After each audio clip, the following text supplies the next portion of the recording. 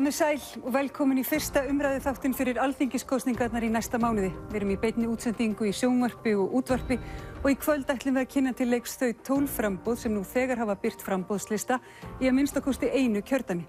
Formenn framboðanna að koma sér fyrir hér í myndveri og við ætlum að stikla stóru stefnu þeirra og helstu mál sem kosið verður Á dögunum var gerð skoðanakönnun hvaða mál brenna helst á kjósendum og við ætlum að einbeita okkur að þeim. Hér verða líka gestir í sjónvarpssal og nokkrir þeirra ætla að varpa fram spurningum til frambjóðendana. Við minnum á að þátturinn textaður á síðu 888 á textavarpinu og táknmálstúlkaður á RÚV 2. Við erum líka á samfélagsmiðlunum og notum myllumerkið kosningar. En við ætlum að byrja á því að líta yfir kjörtímabilið sem að ljúka og rifja upp hvers vegna við göngum til kosninga nú í haust en ekki næsta vor eins og venjan býður. Ríkisstjórn Framsóknarflokks og Sjálfstæðisflokks var til í sumarbústað, þar sem Sigmundur Davíð Gunnlaugsson og Bjarni Benediktsson fundu sameiginlegan flöt á stefnumálum sínum. Viðræðurnar bárust inn í útvarpsþátt á Bylgjunni, þar sem formennirnir fengu óskalag.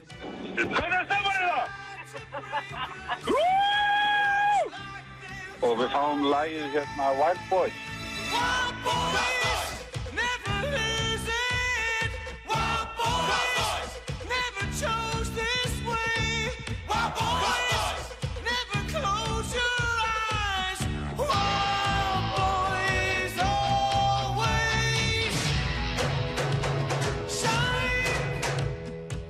Formenn Framsóknarflokks og Sjálfstæðisflokks kynntu stefnuyfirlýsingu sína í Héraðsskólanum á Laugarvatni í morgun. Í yfirlýsingunni eru talin upp allmörg áhersluatriði nýrrar stjórnar, til að mynda að taka á skuldavanda íslenskra heimila vegna höfuðstólshækkunar verðtryggðra lána. Með þessu er formlega hafin vinna við það sem að stefnir í að verði mestu úrbætur í þágu skuldsettra heimila nokkuð staðar í heiminum eftir að efnahagskrísan hófst árið 2007. Umsóknir 91.000 manna voru samþykktar, meðallækkunin nemur tæpri 1,4 milljónum króna. Í heild fara 80 milljarðar í beina lækkun á höfuðstól og 70 milljarðar í skattaafslátt af séreignarsparnaði. Já, það náttúrulega pólitískt mat, hvað til dæmis hvort að skuldaleiðréttingin sé jákvæð eða neikvæð. En hún kom allavega að einhverju leyti á móts við þá kjósendur sem höfðu sérstaklega kosið Framsóknarflokkinn út á þau lofur síðast. En þegar hún var framkvæmd þá sá maður engin merki þess í skoðanakönnunum að flokkurinn væri að njóta þess. Og það er erfitt að segja af hverju. En almennt talað held ég að það sem ætti helst að styrkja ríkisstjórnina er mjög batnandi efnahagsástand. Það er auðvitað fjármagnshöftin. Það hefur tekið talsverðan tíma að leysa þetta mál. Þetta er auðvitað erfitt viðfangsefni og flókið og þannig að stór hluti af kjörtímabilinu fór auðvitað í að finna farsæla niðurstöðu og koma með áætlun haftalósunina. Það hefur ýmislegt gengið okkur í haginn undanfarið. Hagvöxtur hér er auðvitað með ágætum núna, atvinnuástandið mjög gott, ferðaþjónustan er í miklum blóma og skapar hér miklar gjaldeyristekjur sem að skipta verulegu máli. Við erum að sjá jafnvægi í ríkisrekstri, við erum að skila afgangi. Niðurgreiðsla skulda er hafin. Það var ráðist í mikilvægar breytingar á skattkerfinu. Almenn vörugjöld voru felld úr gildi sem og tollar á fatnað og skóm.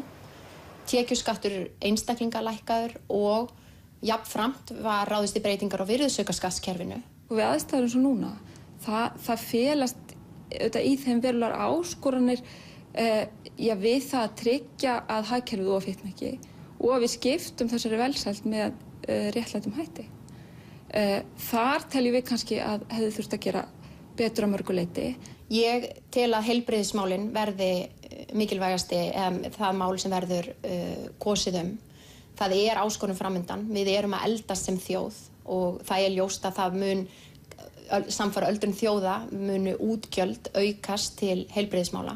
Ég held að það sé mjög mikilvægt í þessum kosningum að við ræðum það hvernig við ætlum að nýta ríkisfjármálin til þess að treysta samhliða þessa tvo þætti, hinn efnahagslega og hinn félagslega stöðugleika. Þá þarf við að forgangsraða með þeim hætti.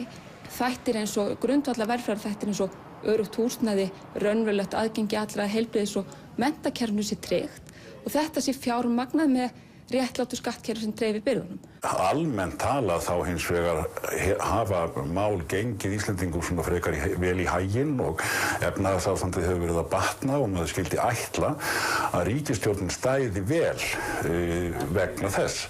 En hún hefur tapað miklu fylgi frá síðustu kosningum og þetta reyndar algengt bæði hér og hefur verið í nágrannalöndunum að það hefur verið svona vaxandi tilhneiging að stjórnarflokkum sé refsað í kosningum, bæði þegar það gengur illa en líka þegar það gengur vel. Þannig að kjósendur virðast einfaldlega síðar í árin og áratugina vera kröfuharðari gagnvart stjórnmálamönnum heldur en reyndin var áður. En ríkisstjórnin hefur líka lent í mótbyr. Ég get ekki fyllilega staðið við það að láta fara fram þjóðaratkvæðagreiðslu það hvort að við höldum áfram viðræðum við Evrópusambandið vegna þess að það pólitískur ómöguleiki til staðar. Á milli 7 og 8.000 manns komu saman á Austurvelli í dag þar sem þess var krafist að þjóðin ákvæði hvað gera eigi varðandi aðildarviðræður að Evrópusambandinu. Utanríkisráðherra afhenti nú síðdegis formanni Evrópusambandsins bréf þar sem fram kemur að ríkisstjórnin líti svo á að Ísland sé ekki lengur í hópi umsóknarríkja. Hún fari þess á leit við ESB að sambandið taki hér eftir mið af því.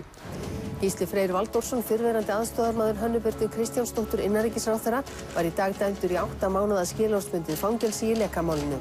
Hanna Birna Kristjánsdóttir hætt sem innanríkisráðherra. Hún sat ekki í ríkisstjórnarfundi í morgun og hvatti starfsfólk ráðuneytisins í dag. Auðvitað gerðum við öll mistök, en ekki þannig að það sé eitthvað sem ég þurfa að fara yfir. Illugi Gunnarsson, menntamálaráðherra, segist ekki hafa veitt Orku Energy óeðlilega fyrirgreiðslu. Hann segir að þótt hann hafi greitt stjórnarformanni fyrirtækisins húsaleigu sé hann ekki fjárhagslega háður honum. Fékkstu 3 milljóna króna lán frá stjórnarformanni? Eins og ég segi, ég mun, og þetta verður, öll þessar spurningar sem hafa komið fram af hálfu Stundarinnar hafa verið og verða ræddar af minni hálfu þarna. Það sem hefur verið svo ofsalega sláandi í þessum málum sem kom upp á síðasta kjörtímabili, við erum náttúrulega að tala sérstaklega það og ég ekkert að segja þess talsmenn þeirra flokka eða ráðherra þeirra flokka sé eitthvað verri heldur en annarra flokka, það ekki það sem við erum að ræða. Sem sé að það einhvers konar lagahyggja starf stjórnmálamannsins og skyldu stjórnmálamannsins ef ekki hægt að hanga mig á einhverjum lagareglum þá allt í lagi með framkomu mína og þar með leggur sá sem gegnir almannahagsmuna sig að jöfnu við sakamannin eða eins og hann sé stöðu sakamannsins sem er bara sýkn sekt sönnuð en hugsar þetta ekki út frá þeirri stöðu að hann sé að gæta sem sé ríkra almannahagsmuna þar sem að ákveðnar skyldur og ábyrgð fylgja. Og það þetta eiginlega þessi skilningur á inntaki, hinum siðferðilega inntaki stjórnmálastansins sem mér finnst sárlega vanta og þarf virkilega að huga að. Forsætisráðherra gekk út úr viðtali þar sem hann var óvænt spurður út í tengsl sín við aflandsfélagið Wintris. Hann seldi tilvonandi eiginkonu sinni sinn hlut í félaginu degi áður en ný skattalög tóku gildi á Íslandi. Ráðherrum bar að skrá aflandsfélög sem þeir tengdust í hagsmunaskráningu þingmanna að mati skrifstofu Alþingis. Lögreglan á höfuðborgarsvæðinu segist aldrei hafa séð annan eins mannfjölda samankominn til mótmæla og safnaðist saman á Austurvelli síðdegis. Ekki einu sinni í mótmælunum í hruninu. Bara burt með Sigmund núna. Hvað vilt það gerist nákvæmlega? Hvað vil ég gera? Segja af sér, bara öll ríkisstjórnin. Hefur íhugað að segja af þér? Ég hef ekki gert það, nei. Fordæmalaus staða komin upp í íslenskri stjórnmálasögu.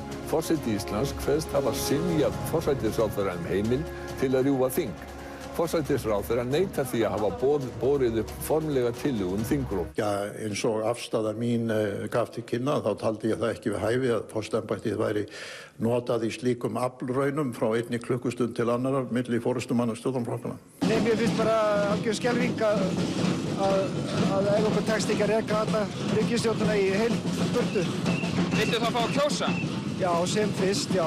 Uppnám ríkir í íslenskum stjórnmálum eftir atburði dagsins. Sigmundur Davíð Gunnlaugsson hættir sem forsætisráðherra svo ríkisstjórnin geti haldið áfram. Við ætlum að stíga viðbótarskref til þess að mæta kröfum að virkja lýðræðið í landinu til þess að koma til móts við þá stöðu sem hefur myndast og hyggjumst stefna því að halda kosningar í haust. Velkomin aftur í sjónvarpssal. Hingað eru komin Óttar Proppé fyrir Bjarta framtíð, Sigmundur Davíð Gunnlaugsson fyrir Framsóknarflokkinn, Benedikt Jóhannesson, formaður Viðreisnar, Bjarni Benediktsson, formaður Sjálfstæðisflokksins, Helgi Helgason, formaður Íslensku þjóðfylkingarinnar og Inga Sæland, formaður Flokks fólksins. Júlíus Valdimarsson er hér fyrir Húmanistaflokkinn, Einar Brynjólfsson fyrir Pírata, Þorvaldur Þorvaldsson, formaður Alþýðufylkingarinnar, Oddný G. Harðardóttir, formaður Samfylkingarinnar, Helga Þórðardóttir, formaður Dögunar og Katrín Jakobsdóttir, formaður Vinstri grænna. Verið velkomin. Sigmundur Davíð, það er eðlilegt að byrja á þér eftir þetta innslag. Wintris-málið og fjármál þín og eiginkonu þinnar eru ástæðan fyrir því að það er verið að kjósa snemma. Þú tapaðir forsætisráðherrastólnum, þú veiktir þína stöðu og stöðu flokksins. Hvers vegna hefur aldrei beðist afsökunar á Wintris-málinu? Í fyrsta lagi verið nú að gera athugasemd við að það sé verið að kjósa snemma vegna þessa mál sem þú rekur. Ég steig til hliðar á meðan að það mál var að skýrast, sem það hefur svo sannarlega gert núna. Og ég hygg að enginn íslensku stjórnmálamaður hafi farið í gegnum viðlíka skoðun á einkahögum sínum eins og ég og reyndar fjölskylda mín höfum gert síðustu misseri. Og hvað stendur upp úr eftir það? Hver er niðurstaðan eftir þessa ítarlegustu skoðun sem að nokkur stjórnmálamaður hefur mátt sæta? Í fyrsta lagi að við höfum alltaf staðið allt okkar gagnvart samfélaginu og aldrei gert neina tilraun til annars, þvert á móti, og í öðru lagi að ég hef alltaf sem stjórnmálamaður tekið almannahagsmuni fram yfir hagsmuni mína.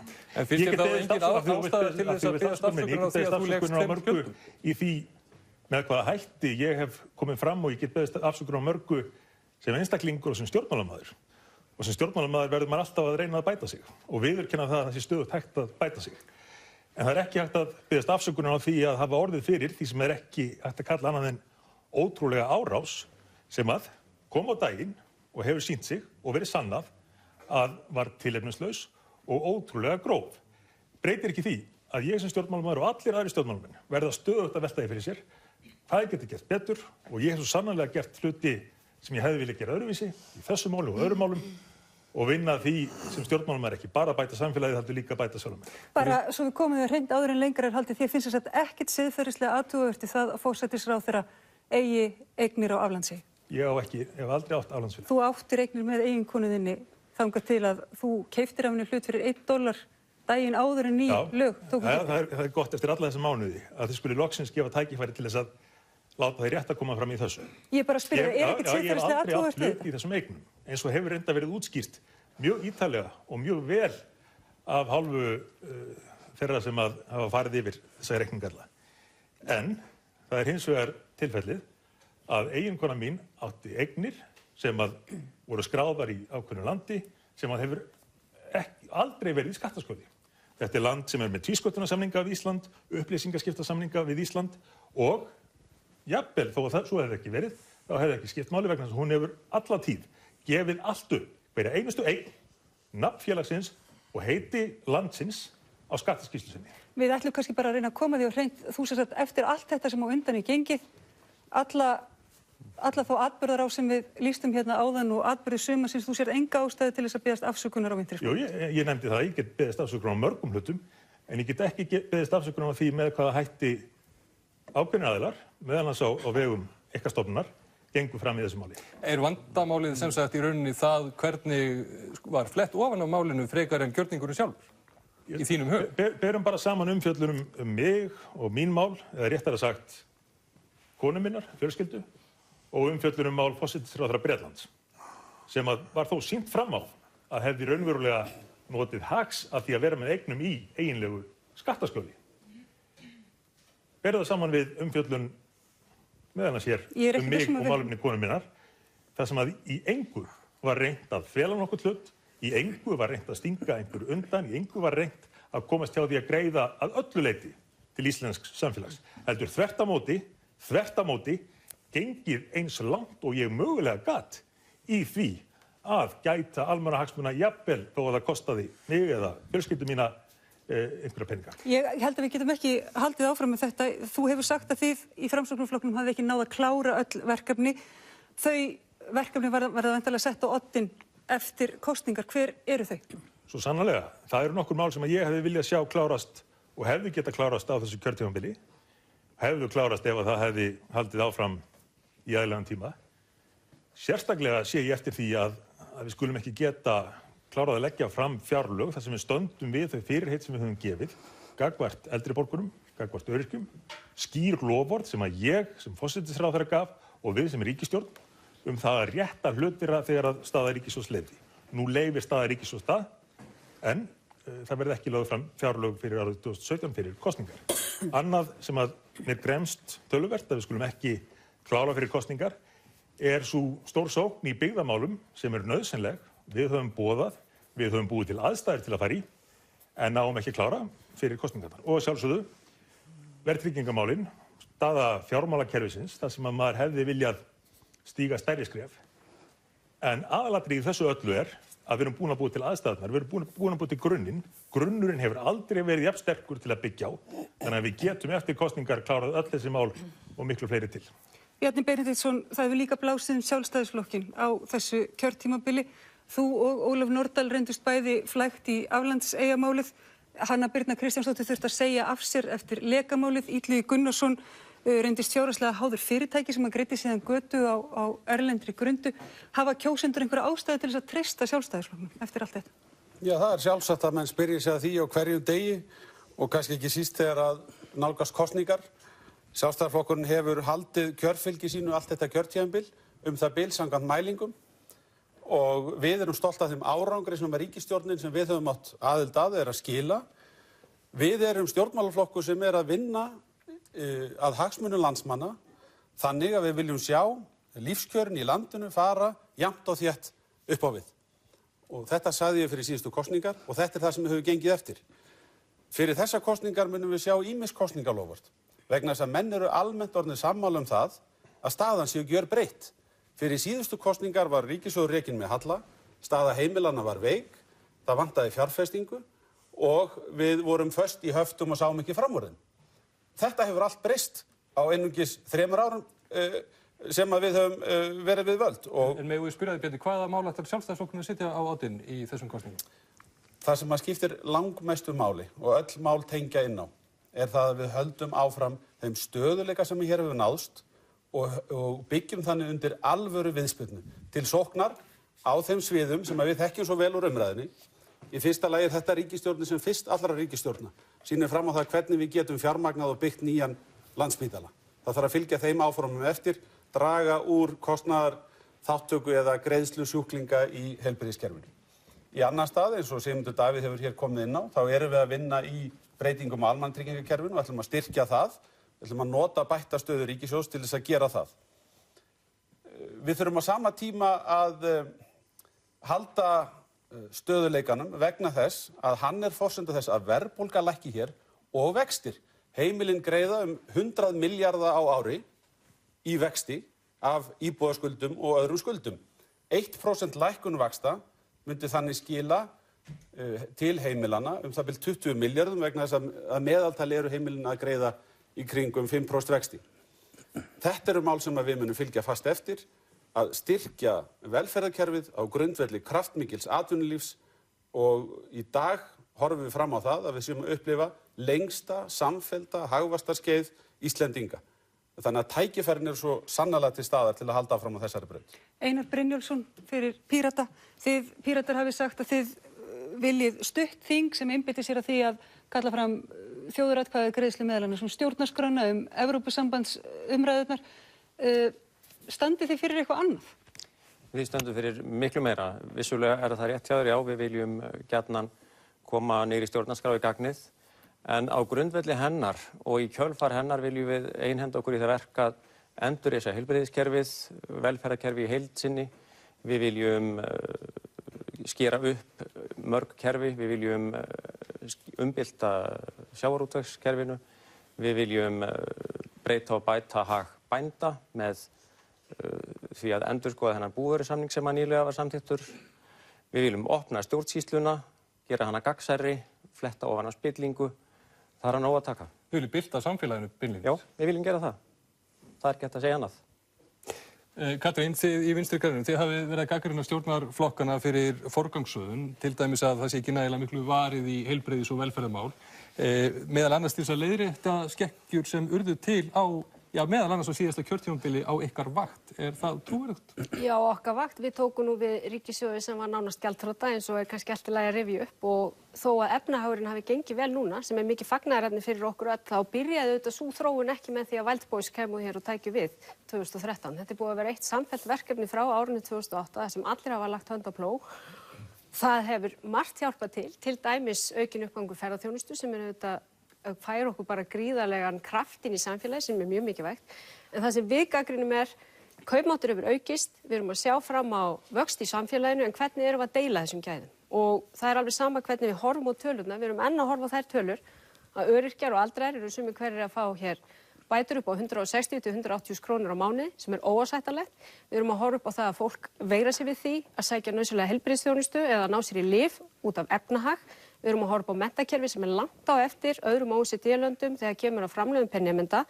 Og þó að það gangi vel, þá megum við ekki gleyma því að byggja upp innviðina. Ég get nefnt líka bara samgöngumálin, fjarskiptamálin og fleira. Það tækifæri í þessum kosningum til þess að leggja fram ábyrga stefnu í ríkisfjármálum sem snýr að því hvernig við getum núna byggt upp. Því vissulega eins og ég segi, þá hefur gengið vel fyrir samstillt átak margra, en það skiptir máli hvernig við deilum þessum gæðum. Ég vilji gefa í á öllum sviðum, viljið þið hækka skatt? Við höfum talað fyrir því að það eðlilegt að sækja tekjur til fjármagnsins þar sem það Við höfum gagnrýnt það að það var forgangsverkefni þessara ríkisstjórnar til dæmis að lækka veiðigjöld og við höfum séð arðgreiðslur aukast til stórútgerðarinnar í sama takti og veiðigjöldin voru lækkuð.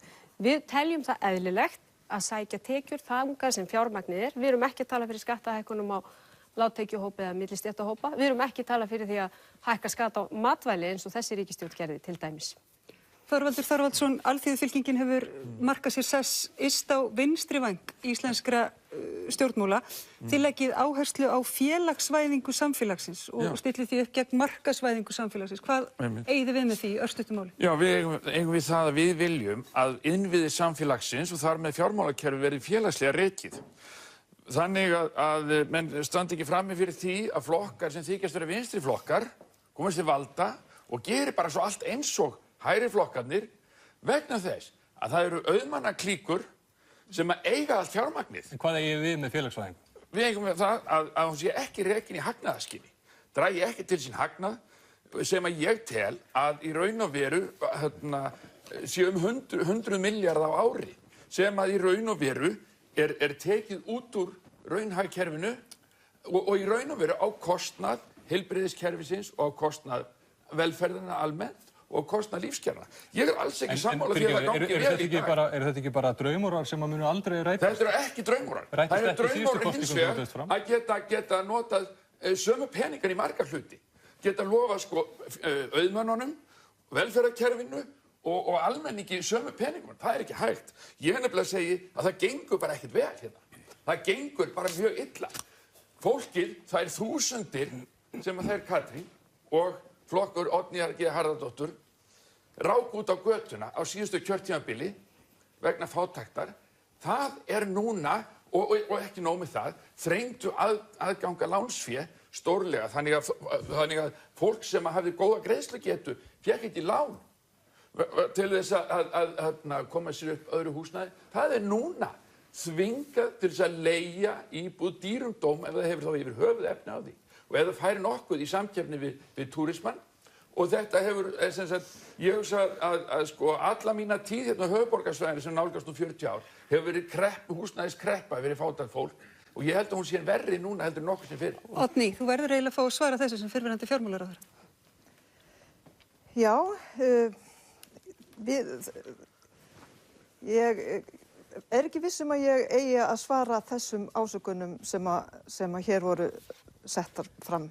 Þorvaldur sagði að stefna ykkar ríkisstjórnar hefði rekið fólk út á göturnar og leigumarkaðinn og það hefði þar með lent í fátæktargildru. Já, við vitum að hrunið fór illa með okkur öll. Við vitum að allir töpuðu en það sem við gerðum í okkar ríkisstjórn var að hlúa þeim sem verst voru staddir og það sýna tölur okkur tókst það bærilega en vissulega voru margir sem fóru illa út úr hruninu og þess vegna eigum við og hefðum átt að vera byrjuð á því fyrir löngu og gera það á þessu kjörtímabili þegar við erum búin að ná endum saman og ríkisstjórnin fékk góðan heimamund frá vinstristjórninni í ríkisfjármálum, að það átti að nýta þann ávinning einmitt til þess að koma á móts við þá sem að standa illa og fóru verst út úr þessum hremmingum.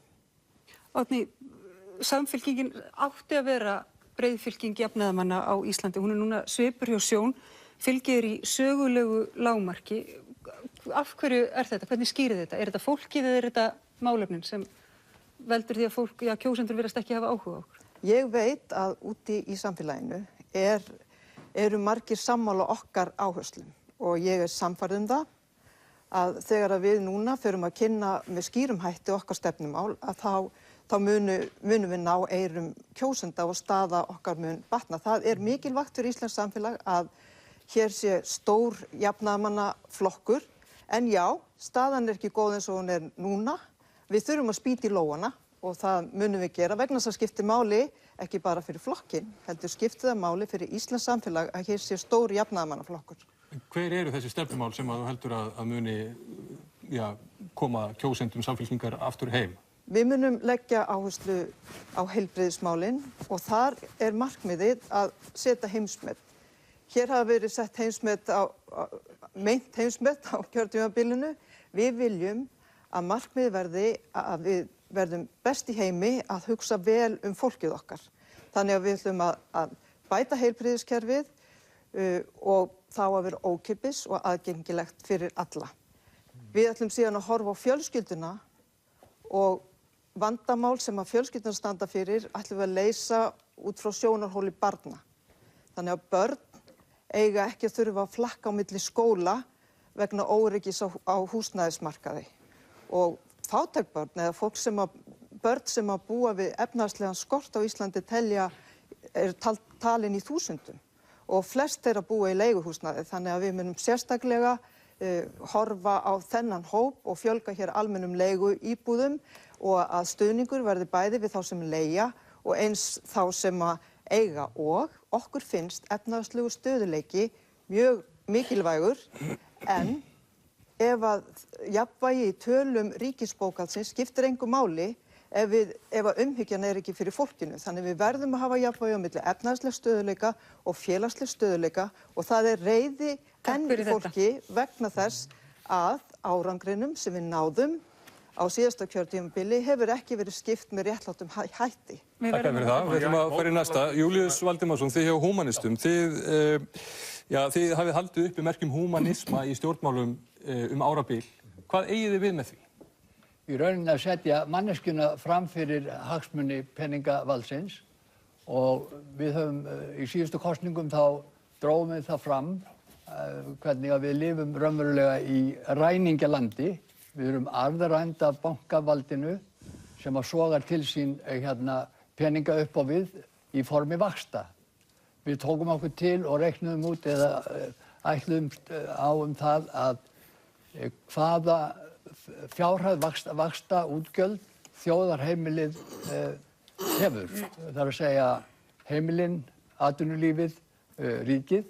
Við komumst á þeirri niðurstöðu að þessi fjárhæð er 400–500 milljarðar. Þetta eru peningar sem að fara út úr þessu þjóðfélagi, mestu leyti til auðmanna upp í himnaríki peningaguðana og þeir auðvitað með þessi gífurlegu hundruðir milljarða í vaxta útgjöld, þá var auðvitað draumakennt að geta til einhverja langfram og varanlega leyst þau félagslegu vandamál sem við erum með. En með því að Hvernig viljið þið gera þetta? Með gjörbreyttu peningakerfi. Það þarf nýjan leik, það þarf að hætta viðmiðun sem að gefin hefur verið á nýfrjálshyggjunni og við þurfum þessi matadorleikur þeirra, það þarf að búa til nýjan leik og hann þarf að miðast við það að við viljum vaxtalaust hagkerfi. Og samfélagi getur gengið ágætlega án vaxta og vextir gagnast ekki almenningi. Það voru rannsóknir í Þýskalandi sem sýndu það að 80% almennings tapa á vöxtum Og þetta þetta stóra arðrán, mörg hundruð milljarðar, sem við þurfum að losa. Við þurfum að losna við þennan peningaskatt og við þurfum að nota þetta fjármagn til þess að leysa úr heilbrigðismálum, leysa úr málefnum öryrkja og eldra fólks og það er auðvelt að gera það með því að losa þetta og þannig að þetta renni til okkar sjálfra, en mjög erfitt að fást við það meðan við erum í þessum Takk fyrir það. Óttar Proppé, þið í Bjartri framtíð, þið hafið sagt að fjölmiðlar hafi ekki veitt ykkur athygli meðal annars vegna þess að þið talið ekki með háresti og látum. Getur verið að lítið fylgi ykkar skýrist af því að fólk kannski veit ekki fyrir hvað þið standið? Já, við upplifum það dálítið þannig, já. Við höfum fundið fyrir því að þegar athyglin beinist að okkur, eins og gerist nú til dæmis bara núna nýverið þegar að á einhvern furðulegan hátt við reyndust vera þau einu sem að kusum gegn búvörusamningnum, þá höfum við fengið mjög mikinn velvilja og heilmikinn stuðning. En hver er ykkar stefna í svona stærstu málaflokk? Okkar stefna er frjálslynd miðjustefna í grunninn, en við leggjum mjög mikla áherslu á umbóta hugsunina og það er unnið. Og það er kannski vandamálið og það sorglega við þetta kjörtímabil er að við höfum glatað tækifærunum til þess að vinna úr öllum þessum utanakomandi lotterísvinningum sem við höfum fengið. Það hefur verið allt og mikið af fúski og í raun og veru verkleysi hjá þessari ríkisstjórn. Við sjáum það bara allt þetta árið meirum en að búið að fara bara í vandræði einstaklinga innan ríkisstjórnarinnar og við erum að kjósa snemma núna á hausti. Það hefur vantað betri vinnubrögð og breiðari vinnubrögð til þess að taka ákvarðanir, gera, bara koma hlutum í verk hreinlega í breiðari sátt þannig að það þurfi ekki að taka til eftir kosningar og halda áfram rifrildinu fyrir kosningar eins og gerðist alltaf mikið 2013. En þetta hljóma meira bara eins og aðferðafræði heldur en einhver svona konkrétt stefna? Aðferðafræði í stjórnmálum er mjög mikilvæg. Stjórnmál eru það að forgangsraða og taka ákvarðanir og það hvernig það er gert skiptir mjög miklu máli. Við sjáum það akkurat núna á þessu ári að það hefur gengið mjög illa að taka ákvarðanir vegna þess að stjórnmálin hafa verið lömuð út af öðru og það er bara ekki gott. Ég held að þessar kosningar eru snemma núna vegna þess að fólk hefur glatað trausti á þessum stjórnmálum. Fólk vill öðruvísi stjórnmál og það er það sem við þurfum að bjóða upp á. Benedikt Jóhannesson, Viðreisn segist setja almenna hagsmuni ofar sérhagsmunum. Á framboðslistunum ykkar er hins vegar áberandi fólk sem hefur verið í vinnu einmitt við það að gæta sérhagsmuna atvinnulífsins.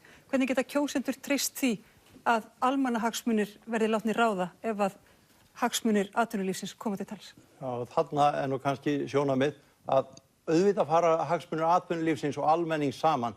Við getum ekki byggt upp velferð hér nema hér sé blómlegt atvinnulíf. Þannig að það er auðvitað mjög mikilvægt að hér séu sterk fyrirtæki, hér sé sterkur rekstur sem að getur verið samkeppnishæfur við erlendan rekstur. Þannig að þetta verður alveg fyllilega saman. Er þetta þá einhvers konar alræði atvinnulífsins sem þið boðið? Nei, þetta er svona svolítið undarleg spurning satt að segja. Það er aðrir hérna inni sem eru nær alræðinu heldur en ég. Við erum með frjálslynt afl sem að viljum þvert á móti reyna að breyta þessu samfélagi og ég held að menn hafi séð það að það er mjög mikil þörf á því að breyta samfélaginu þrátt fyrir það sem er alveg hárrétt sem að hér er rakið, efnahagsástandið er mjög gott, að þá er mikil óánægja með allt hér í samfélaginu og við ætlum að horfa hins vegar ekki að vera að gera út á einhver óánægju, heldur horfum til framtíðar, horfum á málin sem skipta máli, við erum að horfa á heilbrigðiskerfið. Þar hafa menn allt og lengi setið með hendur í skauti. Menn að rífast það hvar Landspítalinn eigi að vera. Við segjum, skulum flýta byggingu Landspítalans, höfum við hringbraut, það er búið að ákveða það og ljúkum því á næstu 5-6 árum. Það setjum við í forgang. Við erum með heilu landshlutana sem ekki njóta heilbrigðisþjónustu. Það komi ekki geðlæknar á Austurland svo mánuðin skipti. Þessu þarf að breyta. Menn verða að fá grunnþjónustu þannig að við getum hort á það í fyrsta lagi þá er það Viðreisn heilbrigðiskerfisins. Hvað eru helst útgjöld heimilina? Það eru vextir.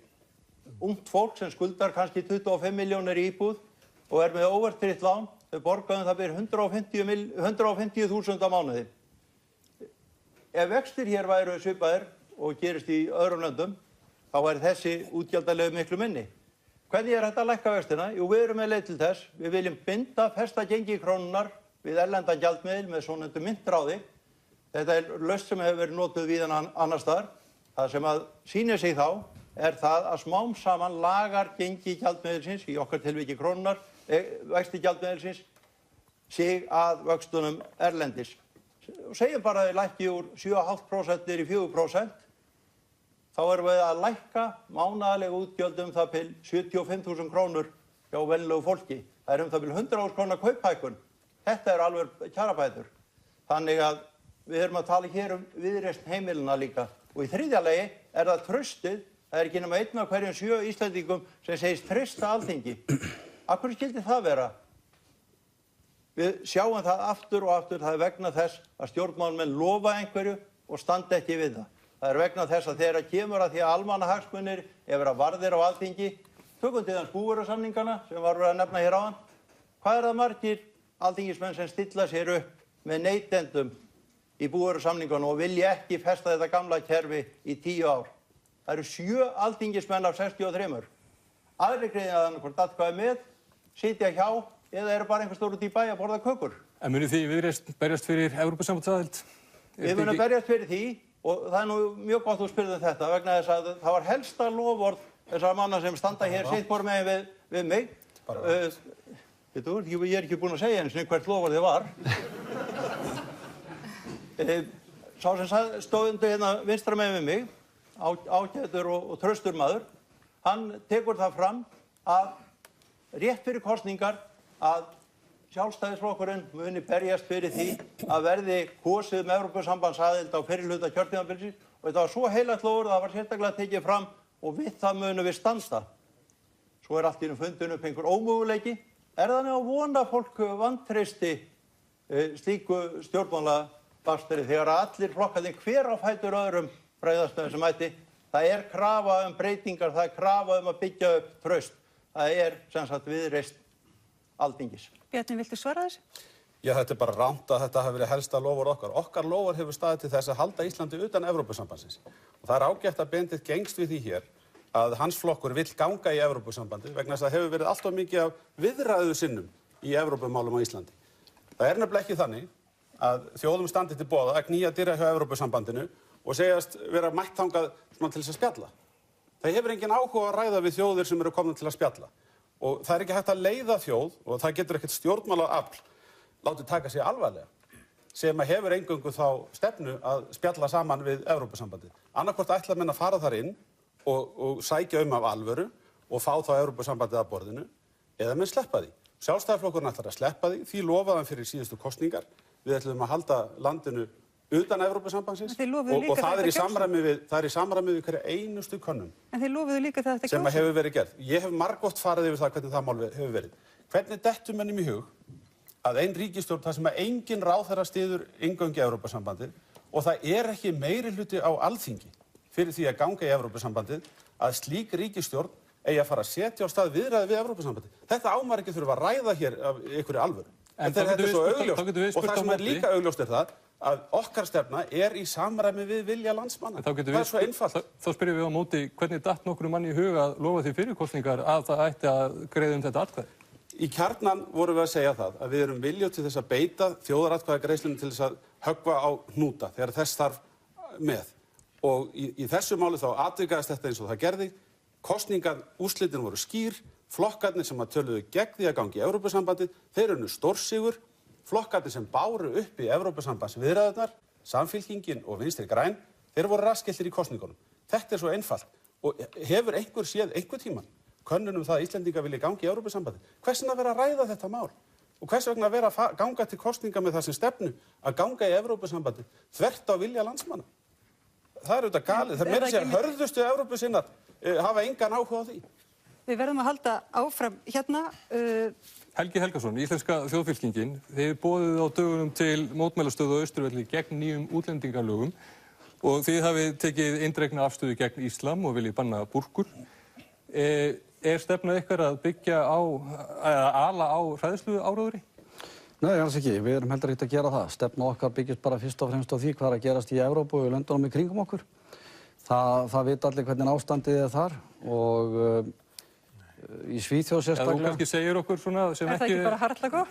Þeim sem ekki eru inni í því, hvernig það er? Já, eins og þið kannski hafið tekið eftir því að sænska lögreglan segir að það sé ekki hægt að fara inn í 25 hverfi, eða hvað það var, 20 eða 22 hverfi þar, vegna þess að þar eru innflytjendur í meirihluta og þeir hafa einfaldlega gert grein fyrir því að þar gildi ekki sænsk lög. Við viljum ekki að þetta ástand komi hingað til lands, þess vegna viljum við hafa allan varan á því. Og bara það sem að styrkir okkar skoðun líka mjög mikið í þessu er það að þegar að flokkurinn stofnaður þá er það mjög mikið af Íslendingum á Norðurlöndum sem að hafa samband við okkur strax í upphafi og lýsa því yfir að það sé nefnilega einmitt þörf á svona flokk á Íslandi vegna þess að þeir hafi séð hvað er að gerast þarna úti og þeir vilja ekki að ástandi komi heim. Þannig að það eru fyrst og fremst Íslendingar í útlöndum sem að styðja ykkur? Það er náttúrulega útúrsnúningur hjá þér.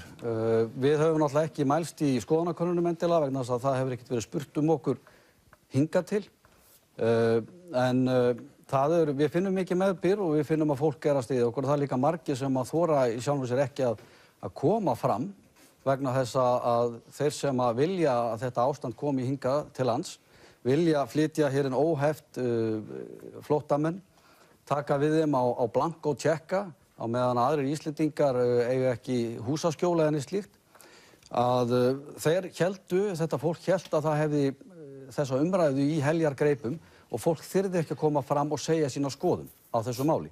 Við þorum að koma fram og segja skoðun á þessu máli. Við höfum það stefnu okkar að segja Ísland úr Schengen. Við viljum bakka út úr EES-samningnum að því leyti að við viljum að þetta reglugerðabull frá Brussel, að þeir geti bara átt það. EES-samningurinn verði fríverslunarsamningur eins og hann ætti að vera. Og heldur að þið hafið bara áhrif til þess að gera það, hafa þetta þannig? Já, það kemur náttúrulega bara í ljós.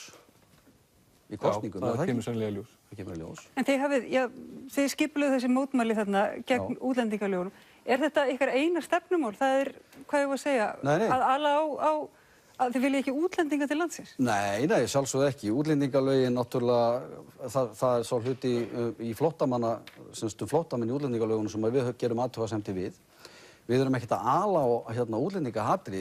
Það var þingmaður Pírata sem kom upp í pontu á Alþingi og lýsti því yfir að var að vísa til okkar að það var ekki hægt að loka landamærunum og við vildum loka landamærunum og það var ekki hægt að loka landamærunum fyrir ferðamönnum.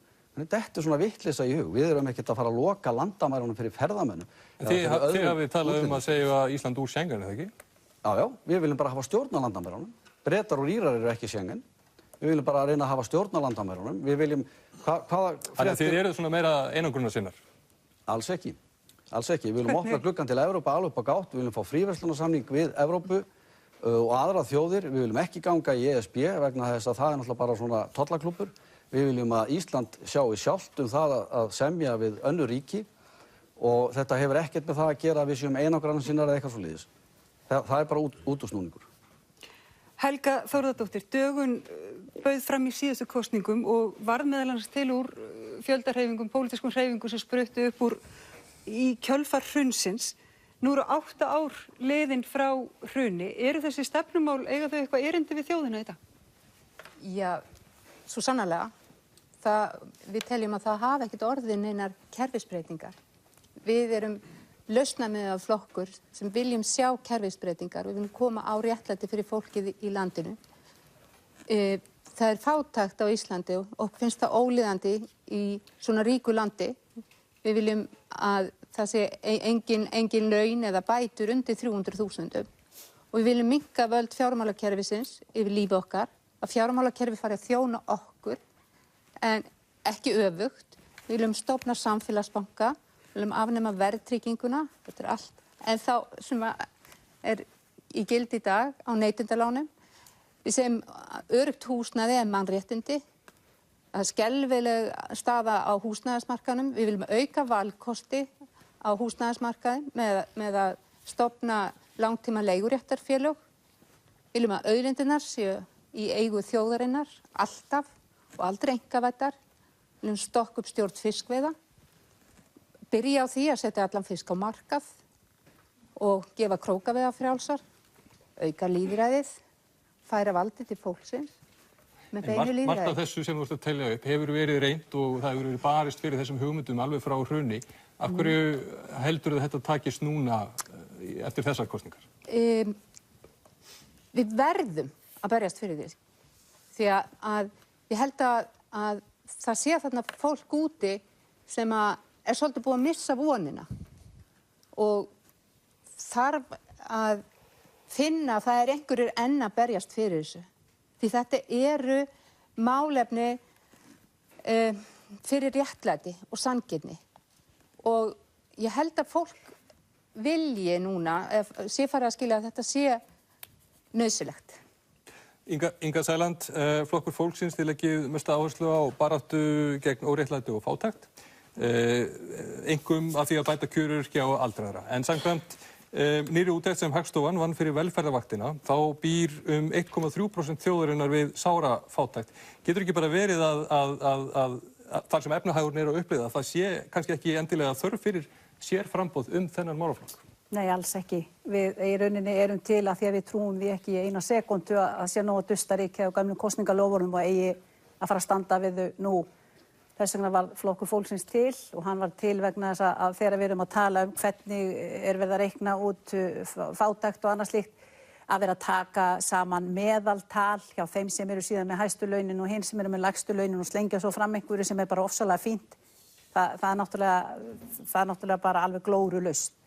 Og í rauninni hefði kannski Flokkur fólksins ekki orðið til nema af því að þessi kona sem hér stendur hlustaði á skýrslu UNICEF á sínu tíma þegar þeir birtu skýrsluna sína í janúar síðastliðnum og sögðu að 9,1% barna á Íslandi liðu hér mismikinn skort og auðvitað er það svo forkastalegt og svo eiginlega ótrúlegt og mér þótti það svo ótrúlegt að ég fór og skoðaði hvernig þeir fóru að mæla þessa fátækt. Ég áttaði mig engan veginn á því hvernig mögulegt væri á sama tíma og við státum af einu mesta velferðar og frábærasta, ríkasta landi veraldar að við værum að tala 9,1% barna sem liðu hér mismikinn skort. En staðreyndin var svo, ég ætla nú ekki að fara nákvæmlega hvernig þetta er reiknað út, en ég get nú sagt ykkur það samt sem áður að þegar upp var staðið, þetta eru nú sennilega vel á 700.000 börn, að þegar upp er staðið þá eru 1586 börn sem að skoruðu það hátt í þessari fátækt að þau eru talin líða mjög mikinn skort. Það mikinn skort að við getum gert okkur í hugalund að þau séu oft á tíðum svöng. Og mér finnst í rauninni algjörlega ófyrirgefanlegt að vera fullorðinn einstaklingur og loka augunum fyrir því að hérna úti meðal okkar landa sé fátækt börn. Þá finnst mér við vera komin alveg loweri and all lowest. Ertu með einhverjar tillögur? Hugmyndir það hvernig sé þetta að laga þetta? Auðvitað erum við með tillögur. Ég get alveg sagt ykkur það að við erum með mjög byltingakennda tillögur sem að ég hef nú ekki heyrt neitt tala fyrir að ég hef yfir höfuð, eins og á fundi fólksins hérna daginn, heyrt samsflokks, þá sem eru hérna mér allt í kring á báðar hendur, tala í rauninni alvarleikann sem er í gangi í sambandi við fátækt. Það var erfitt að vera sjálfur með alltaf allsnægtir og hafa aldrei þurft að sitja í neðsta þrepinu og þurft að horfast í augu við að vera í fátæktagildrunni. Það verður óneitanlega til þess að maður og erfitt með að setja sig í þessi spor og jafnvel trúa því. En við eigum lífeyrissjóðskerfi sem er að springa peningum. Við eigum 3.500 milljarða inn í þessu kerfi virtist við síðustu áramót. Þetta lífeyrissjóðskerfi fekk undanþágu laga í kringu 1988 þar sem var undanþegnir frá því að greiða skatt til ríkissjóðs. Núna á ríkissjóður hátt í 1.000 milljarða í útistandandi skatti og það þykir í rauninni hæfa betur að æðstu stjórnendur lífeyrissjóðana sem eru nú hvorki fleiri en færra en 38 lífeyrissjóðir sem eru með yfirbyggingu upp á 10 milljarða á ári og þessir háu herrar eru með ágætis laun og 3 og 4 milljónir á mánuði sem að ég hugsa að mörgum litlum manni þætti nú gaman að hafa þó að væri ekki nema einu sinni á ári, að við viljum einfaldlega afnema þessa undanþágu. Við viljum frekar fá þetta fé inn í okkar sameiginlega sjóði og byggja upp innviði landsins með þessu fé. Og við teljum að með því móti alveg eins og þeir eru verið að tala heilbrigðiskerfi sem hér er í mólum, eins og menntakerfi sem hér er í mólum, eins og nánast allt hér sem á að vera svo frábært í raun og veru í mólum. Og það er ekki núverandi ríkisstjórn að þakka þó að við séum að springa með alla sjóði af peningum. Það er einfaldlega... Nú ætlum við einmitt að skipta aðeins Við verðum að fá að skipta aðeins gír og við ætlum að færa okkur einmitt yfir í velferðarmálin og ræða þau dálítið. Við höfum boðið hingað gesti til þess að bera upp spurningu við ykkur hérna, formennina og talsmennina. Mig langar til að bjóða velkomna Ellen Kalmon, formann Öryrkjabandalagsins. Gjörðu svo vel, Ellen. Já, komið sæl. Öryrkjabandalaginu og þá aðildafélögum þess sem eru 41 talsins og eru með 29.000 félagsmenn, það eru 9% þjóðarinnar, hefur oft sinnis verið lofað bót og betrun í ýmsum málaflokkum sem Öryrkjabandalagið leggur áherslu á. Og nú þætti mér vænt að heyra frá ykkur hvað ykkar framboð hyggjast gera til að bæta kjör og aðstöðu fatlaðs fólks, örorkulífeyrisþega og langveikra á næsta kjörtímabili. Og þá ég að horfa til barna og fullorðins í þessu samhengi og þá með tilliti til heilbrigðisþjónustu, atvinnu, náms, aðgengis og sjálfstæðs lífs. Takk fyrir þetta, Ellen. Takk fyrir. Við ætlum að fá að byrja á því að spyrja þig, Katrín, hvernig svararu þessari spurningu? Í fyrsta lagi vil ég nefna að við höfum auðvitað staðið að tillögu með öðrum stjórnarandstöðuflokkum það að hækka einmitt bætur til öryrkja og aldraða. Okkur finnst eðlilegt og við lögðum það til við síðustu fjárlög, þær tillögur voru felldar að þessir hópar fari upp og það auðvitað eðlilegt að þeirra fylgja lágmarki, lágmarkslaunum í samfélaginu sem við erum búin að vera að semja að fara hér upp í 300.000 krónur sem enginn ofhaldinn af á áfengum. Þannig að við leggjum áherslu á það að hækka bætur þessara hópa og það þarf að gerast fyrr en síðar. Því það sér það hver maður, það lifir enginn af þeim sem hafa hér strípaðar bætur upp á 160-180.000 krónur eins og ég nefndi hér áðan. Ég vil nefna líka með fötlunina, það var nú ánægilegt skref stigið hér á Alþingi í vikunni hvað varðar fullgildingu sáttmálans og réttindi fatlaðra en það gríðarlegar hindranir sem fatlaðir mæti í samfélaginu. Ég þekki það úr skólakerfinu, ég þekki það þegar kemur að aðgengismálum, ég þekki það þegar kemur að ýmsum athöfnum daglegs lífs og það gríðarlega mikilvægt að við tökum okkur á öllum þessum sviðum þannig að þetta sé ávallt haft til hliðsjónar þegar við erum að setja stefnu, taka ákvarðanir, setja lög, að vinna því að fötlun sé ekki hindrun. Því við eigum, hindrunin verður til í samfélaginu en ekki hjá þeim sem fatlaður. Og í síðasta lagi langar mig að nefna því Ellen spyr langveika. Það forgangsatriði í okkar heilbrigðisstefnu að létta hér gjaldtöku í heilbrigðiskerfinu. Og þá viljum við sérstaklega horfa til barna og langveikra, öryrkja og aldraða. Það eru þeir hópar sem við þurfum að tryggja að geti sótt sér heilbrigðisþjónustu. Það fyrsti áfangi í því að létta gjöldum í heilbrigðiskerfinu og við erum búin að setja niður áætlun og sýnum það hvernig þetta hægt að gera í áföngum. Því það algjörlega óásættanlegt líka að þetta fólk nái ekki endum saman og geti ekki sótt sér þá þjónustu sem nauðsynleg. Takk fyrir það, Katrín. Helga?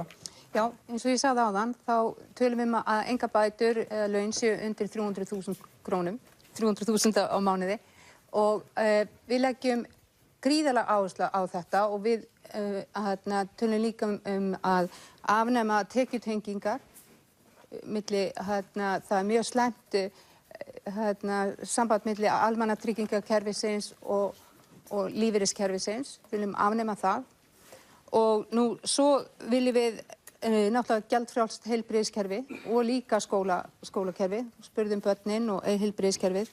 Þannig að við erum mjög hörð á þessum málum, höfum talað fyrir að lögfesta viðunandi framfærslu. Oddný, hvernig svarið þið þessari spurningu? Já, við höfum lagt fram tillögur eins og aðrir í stjórnarandstöðunni að kjör öryrkja batni í takt við lægstu laun í það minnsta og við höfum lofað afturvirkum greiðslum frá 1. maí á þessu ári og að þau hækki aftur á næsta ári. Aðgengismál skipta augljóslega mjög miklu máli. Menn hafa tekist á örorkumat og svo starfsgetumat.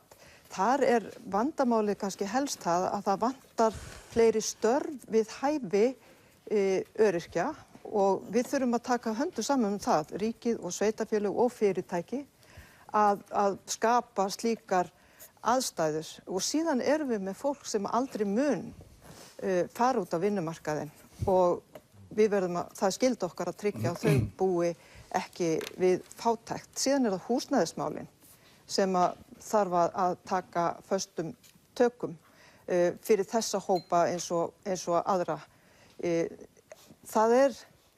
Það skylda okkar að horfa til öryrkja, það líklegast samkvæmt öllum greiningum að þeir lendi í fátækragildru og við megum ekki láta það gerast. Þorvaldur.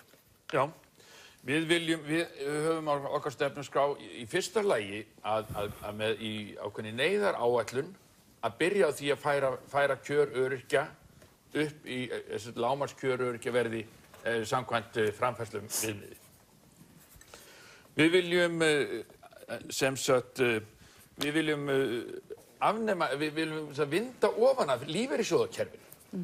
Ég held að það sé drjúgur hluti af þessum vanda að það kerfi sem að tekur af fólki drjúgan skatt alla starfsævina en sem skilar sér svo afar illa og ójafnt til fólks og í raun og veru ekki til annars en að viðhalda ójöfnuði.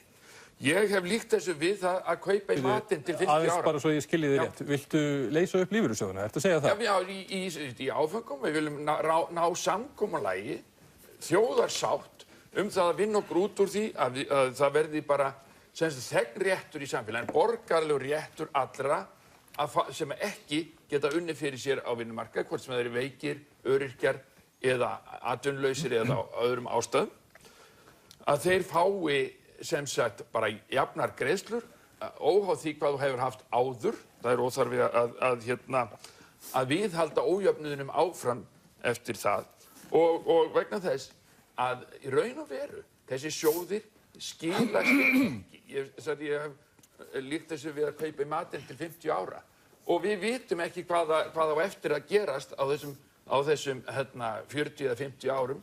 Það geta orðið 2 eða 3 kreppur, jafnvel heimsstyrjöld. Og hvar verða þessi peningar þá? Það var talað mikið um að það hefði líklega tapast 1000 milljarðar í hruninu úr lífeyrissjóðunum. Og ég hygg nefnilega að auðmannaklíkurnar, þær noti líka lífeyrissjóðuna. Þær nota lífeyrissjóðun og ríkissjóð til að taka á sig. Nú ertu komið svolítið út fyrir efnið. Einar, hvernig svarið þið Píratar þessari spurningu frá Ellen Kalman? Skulum leyfa fleirum að svara? Grasrót Pírata, hún hefur markað stefnu í málefnum þessa hóps sem að Ellen talar fyrir. Við vitum það að ef ekki hefði komið til skerðingar fyrir 7 árum þá væri framfærsla öryrkja í dag í kringu 300.000.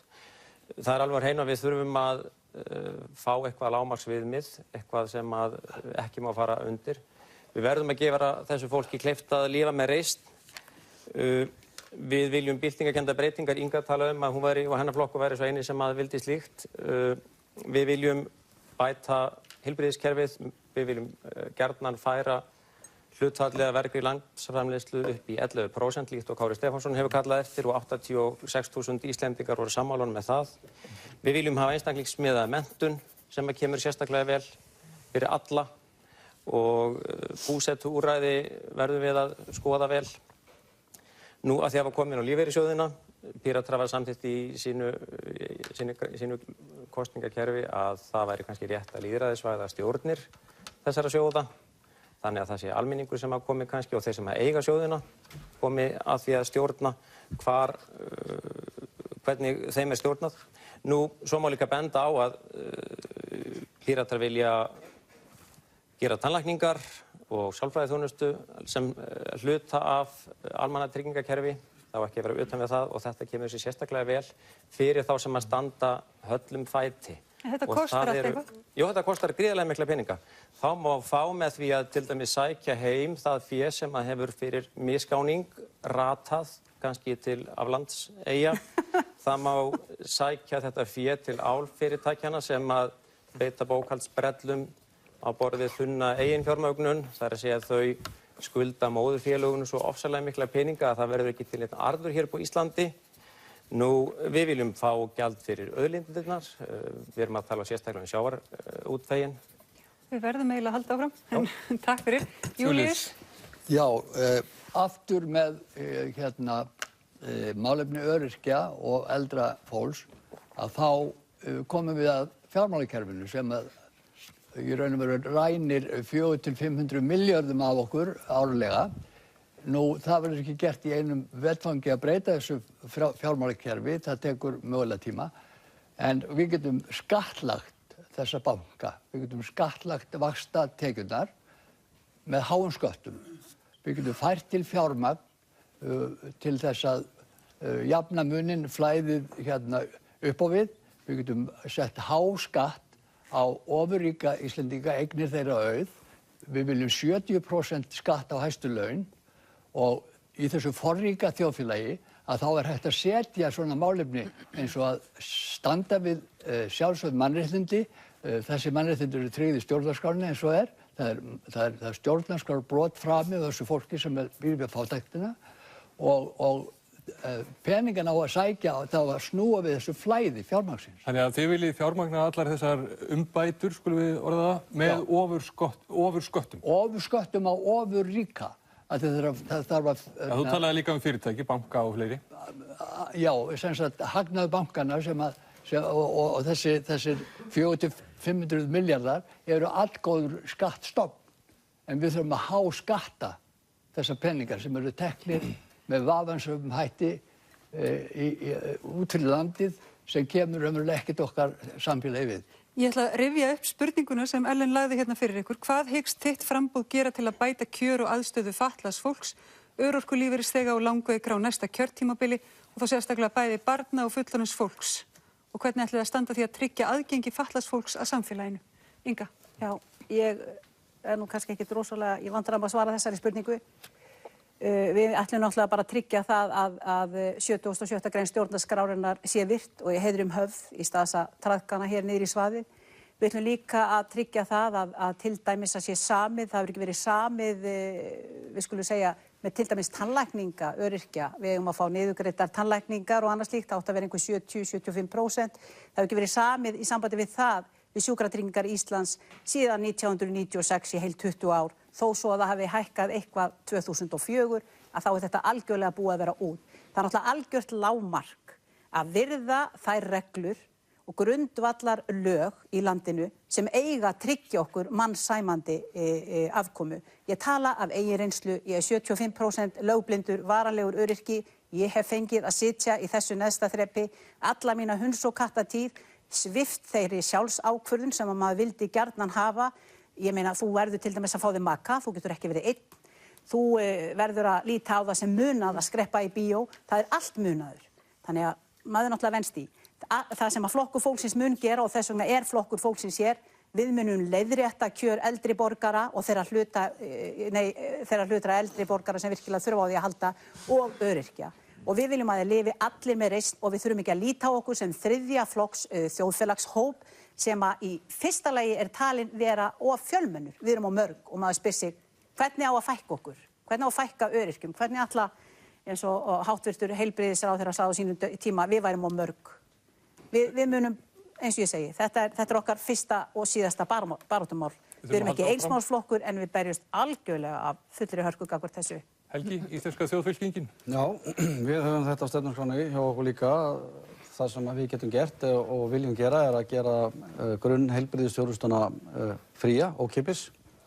Og það kemur náttúrulega öllum til góða. Við viljum hækka líka persónuafsláttinn þannig að skattleysismörk miðist við 300.000. Það kemur þessu fólki líka til góða og öldruðum og fleirum sjálfsögðu.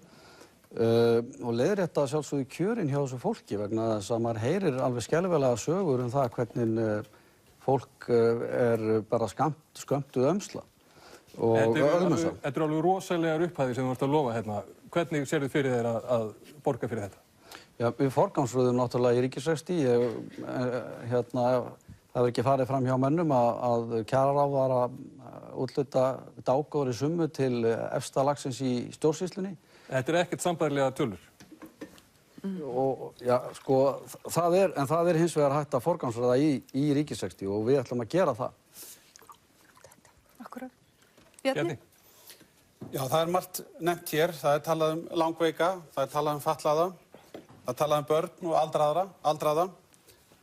Ég ætla að minna á það að fyrir á þessu árið þá breyttum við greiðsluþátttökunni þannig að við vorum sérstaklega að beina sjónum okkar að því vandamáli sem hafði byggst upp yfir tíma að þeir sem voru með mestu veikindin voru að greiða svimandi háar upphæðir. Og þessu var breytt á þessu ári og það var fyrsta skrefið í vegferð sem við höfum sett á stað núna að taka virkilega föstum tökum greiðsluþátttöku sjúklinga í þessu landi. Við munum fylgja því eftir með því að taka frekari skref og fyrst og fremst munum við setja í forgang eldri borgara, börn og langveika. Í öðru lagi þá vil ég nefna það að þegar kemur að öryrkjum og málefnum þeirra þá það er skaði að það skyldi ekki hafa klárað samkomulag við Öryrkjabandalagið eftir margra ára vinnu. En nú liggur fyrir þinginu nýtt frumvarp breytingar á almannatryggingalögum sem einkum snýr að eldri borgurum, einföldun á kerfinu, meiri sanngirni, meiri gegnsæi, 5 milljarðar fara inn í kerfið til viðbótar sem mun nýtast eldri borgurum. En öryrkjarnir gátu því miður ekki lokið þeirri vinnu með okkur. Það sem að í málefnum beggja þessara hópa það að það eru ómiklar skerðingar. Fólk sem hefur þó lagt eitthvað fyrir, það upplifir ekki nokkurn einasta ávinning af því þegar kemur á efri ár. Það jafn sett eins og það hefði ekkert lagt fyrir. Þess vegna höfum við alltaf talað fyrir frítekjumarki. Í tilfelli öryrkjan erum við með annað vandamál. Það þetta, fólk hrætt við að fara út á vinnumarkaðinn. Ég talsmaður þess að við tökum upp starfsgetumat og látum á það að reyna að fólk geti bjargað sér sjálft. Sjálfstæðisflokkurinn flokkur sem ávallt hefur talað fyrir því að hjálpa fólki til sjálfshjálpar. Og það eru fjölmargir öryrkjar í þessu landi sem eru starfandi og vilja fara út á vinnumarkaðinn, en fólk hikandi við þá. Ég talaði til dæmis bara í þessari viku við mannesku sem sagði mér það að við þyrftum að gefa fólki tækifæri í 1 eða 2 ár til þess að reyna sig á vinnumarkaði án þess að það myndi leiða til skerðinga, þannig að fólk fengi sjálfstraust, sæi að það gæti bjargað sér og síðan gætu við farið að horfa til þess hvaða tekjur þetta fólk hefði og myndi stilla bæturnar af einhverju samræmi við það. Það eru svona breytingar að hjálpa fólki til sjálfshjálpar, hækka að sjálfsögðu bótagrunninn og svo ætla ég að leyfa mér að nefna eitt hérna að lokum sem alvöru vandamál, sem við verðum að horfast í augu við og taka á, sem það við erum að missa allt og margt ungt fólk í örorku af því að við erum að bregðast þessu fólki á fyrstu stigum vandans. Geðheilbrigðisvandamál eru orðin 1/3 af vandamálum í almannatryggingakerfinu örorkumegin. Ungir drengir eru að fara úr skóla, næst í félagsleg vandamál og skömmu síðar eru komnir á örorku. Við verðum að taka fyrir á þessu máli, koma þessum einstaklingum til virkni, ekki bara okkar vegna, heldur sérstaklega þeirra vegna og samfélagsins allt, fyrir þeirra framtíð. Þú nefndir eldri borgara. Þú fyrir síðustu alþingiskosningar, þú sendir eldri borgurum bréf. Þar sem þú lofaðir að afturkalla tekjuskerðingu aldraðra frá eftirhrunsárunum og afnema tekjutengingar ellilífeyris. Þú ert sjálfur fjármálaráðherra. Hvers vegna var ekki staðið við þessi lof? Þetta bara alrangt hjá þér. Við þessi lofur var staðið. Ellilífeyrir sérstakur bótaflokkur í almannatryggingum. Fyrsta verk ríkisstjórnarinnar var að afnema tekjutengingar vegna lífeyrisgreiðslna á móti ellilífeyri. Það við erum búin að lögfesta það sumarið 2013 og við lækkuðum skerðingarhlutföllin, við hækkuðum frítekjumörkin og þegar saman tekið þá þessi ríkisstjórn og ég ekki að halda því fram að verkinu sé lokið en við höfum sett 28 milljarða inn í almannatryggingakerfið til þess að bæturnar vaxi og þau geta ekki fundið eitt einasta tímabil þar sem að kaupmáttur bóta almannatrygginga hefur hækkað meira heldur en á síðustu 3 árum. Síðustu áramót hækkuðu bæturnar 10%, við erum með 1% verðbólgu.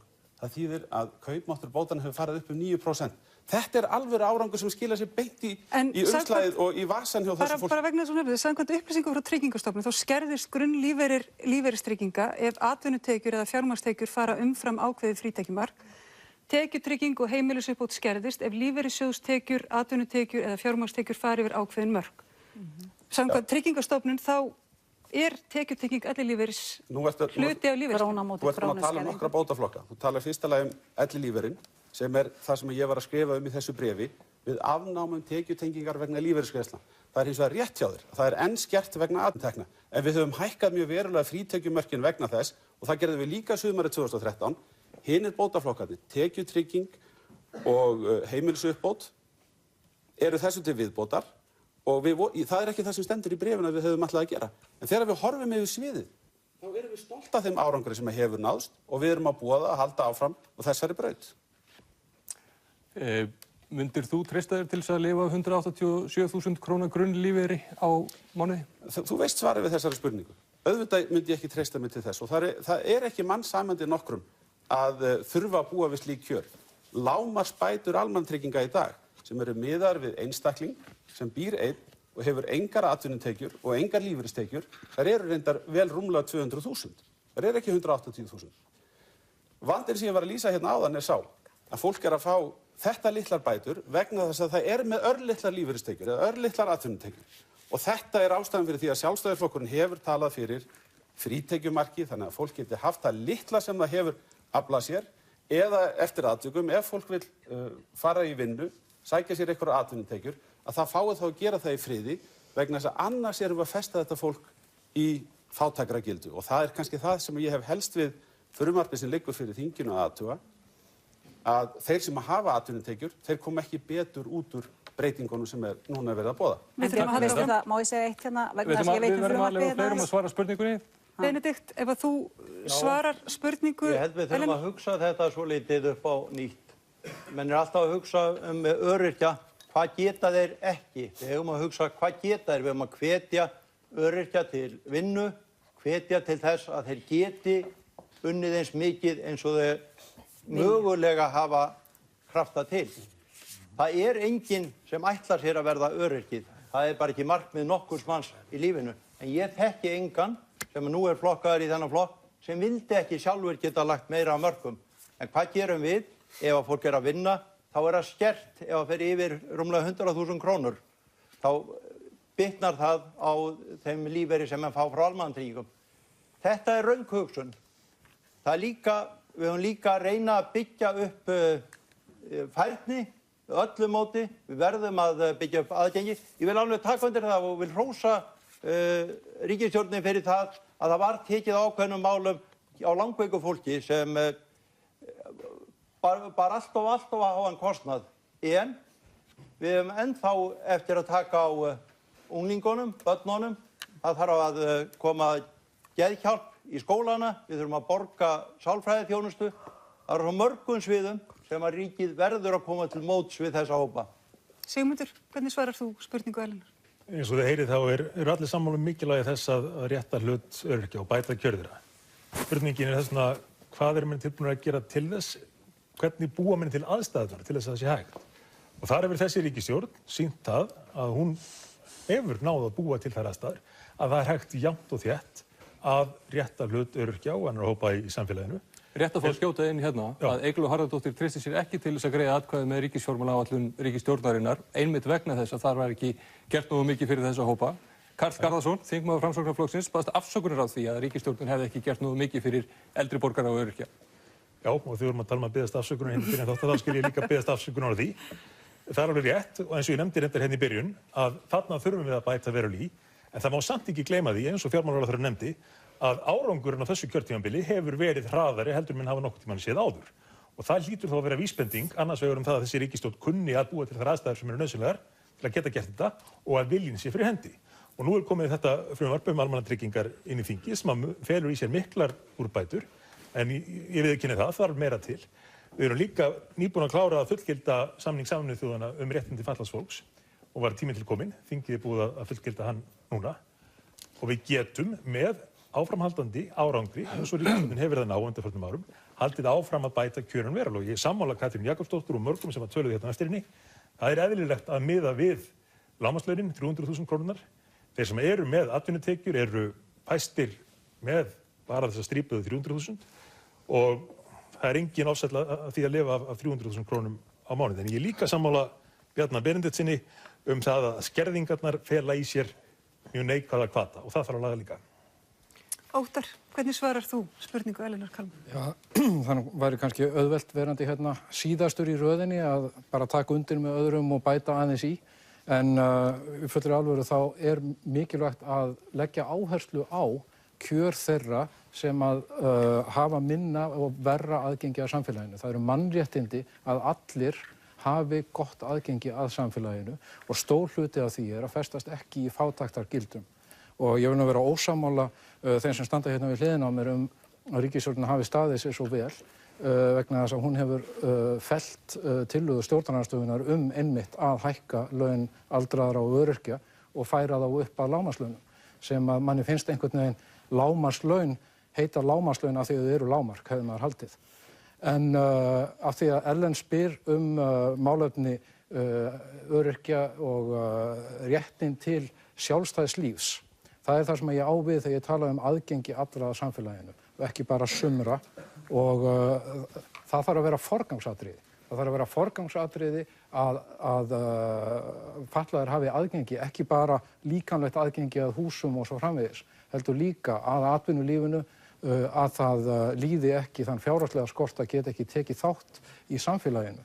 Og við í Bjartri framtíð höfum verið baráttumenn fyrir NPA, svokallari notendastýrðri persónulegri aðstoð og það mjög mikilvægt að hún verði lögfest og bjóðist fleirum.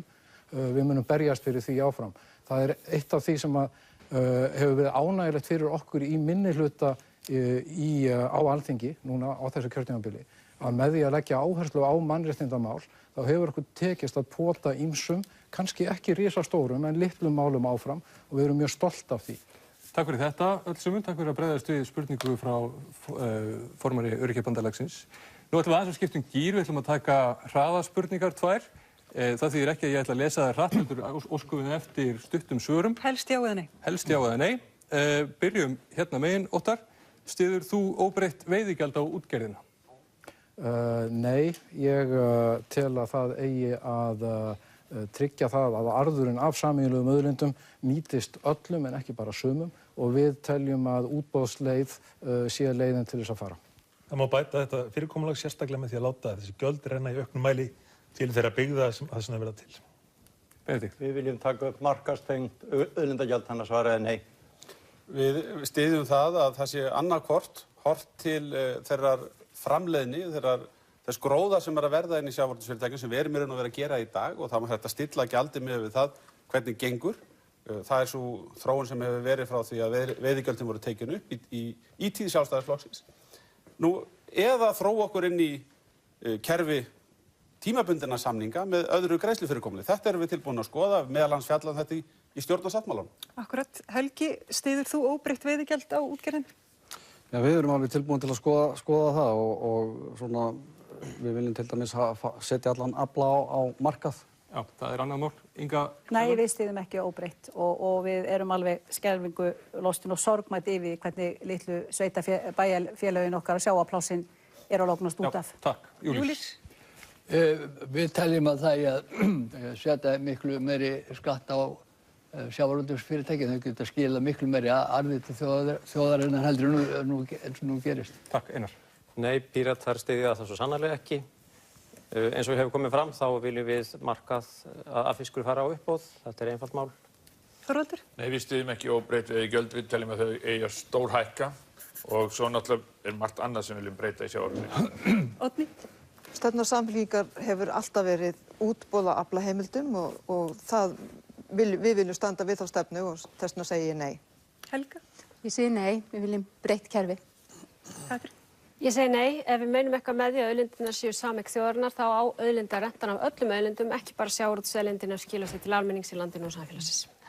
Næsta hraðaspurning, nú ætlum við að byrja hérna megin og þér, Katrín. Ætlar þú að beita þér fyrir því að endurskoðun stjórnarskrárinnar verði haldið áfram á næsta kjörtímabil? Já, það ætla ég að gera og minn flokkur. Helga? Já, svo sannarlega. Við viljum svo sannarlega halda áfram þessu ferli. Teljum það mjög mikilvægt og eitt af því mikilvæga sem vil koma til ykkar að ef við getum haldið áfram þessu ferli sem byrjaði 2010 að þið lofið að fara eftir þjóðaratkvæðagreiðslu sem fer stjórnarskrána og gerir ekki eins og 2012. Já, við munum setja stjórnarskrána í ferli og virða þjóðaratkvæðagreiðsluna frá 2012. Þorvaldur? Já, við viljum gjarnan að það ferli haldi áfram hver sem endinn af því verður. En við tökum hins vegar ekki undir það að kreppan hafi orðið vegna annmarka á stjórnarskrá. Nei, við erum ekki að ræða það. Nei. Það er hluti af málinu samt. Píratar vilja ekki endurbætur á stjórnarskrá, þeir vilja nýja stjórnarskrá og nákvæmlega þá sem að 2/3 þjóðarinnar samþykktu í þjóðaratkvæðagreiðslu 20. október 2012. Júlíus? Já, við viljum bara rifja það upp að við búum í lýðræðisríki og þjóðin hefur samþykkt stjórnarskrá og að sjálfsögðu að koma henni á. Það er bara engin diskussjón um það. Inga? Já, ég algjörlega sammála þeim sem hér hafa talað. Við eigum auðvitað að virða vilja þjóðarinnar og að nýrri stjórnarskrá. Helgi? Já, við viljum breytingar á stjórnarskránni á þá leið að við viljum setja ákvæðin þjóðaratkvæðagreiðslur og stjórnlagadómstól, þannig að stjórnmálamennirnir verði snertanlegir oftar heldur en bara einu sinni á 4 ára fresti. Bjarni? Ég þeirra skoðunar sem að fyrrverandi forseti og ég hegg núverandi forseti lýðveldisins eru að það sé ekki þörf fyrir nýja stjórnarskrá frá grunni á Íslandi. Ég þeirra skoðunar að við höfum að gera stjórnarskrárbreytingar af yfirvegun, af varfærni. Ég hef talað fyrir tilteknum breytingum og skrifað þær greinar. Þær hafa verið til skoðunar á þessu kjörtímabili. Það hefur því miður ekki tekist full samstaða það og ég tel enga þörf fyrir nýja stjórnarskrá og vil minna á það að þegar þjóðaratkvæðagreiðslan fór fram á sínum tíma þá var spurt ekki þetta stjórnarskráin sem þú vilt, heldur vilji menn að breytingar á stjórnarskráni grundvallist á starfi stjórnlagaráðsins. Benedikt? Við teljum að það sé rétt að gera breytingar á stjórnarskránni í áföngum og ég held að menn hafa mistað tækifæri bæði árið 2013 og síðan aftur núna. Ef menn hefur gert smá breytingar í hvort skipti þá varum við hálfnuð með breytingarna. Sigmundur Davíð? Já. Óttar? Já, þá virða þjóðaratkvæðagreiðslur ekki síður en aðrar atkvæðagreiðslur. Takk ykkur kærlega fyrir þetta. Við ætlum að snúa okkur að heilbrigðismálunum og hingað er kominn Kári Stefánsson og ætlar að beina til ykkar spurningu. Gjörið svo vel. Takk.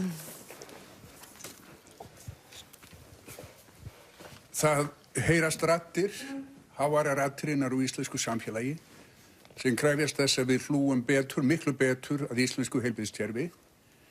Ef að þið endið í ríkisstjórn að loknum kosningum, hvernig hyggist þið setja saman heildarstefnu og hrinda í framkvæmd heilbrigðismál á Íslandi og hvernig ætlið að hunskast þess að fjármagna því margt sem samfélagið vill.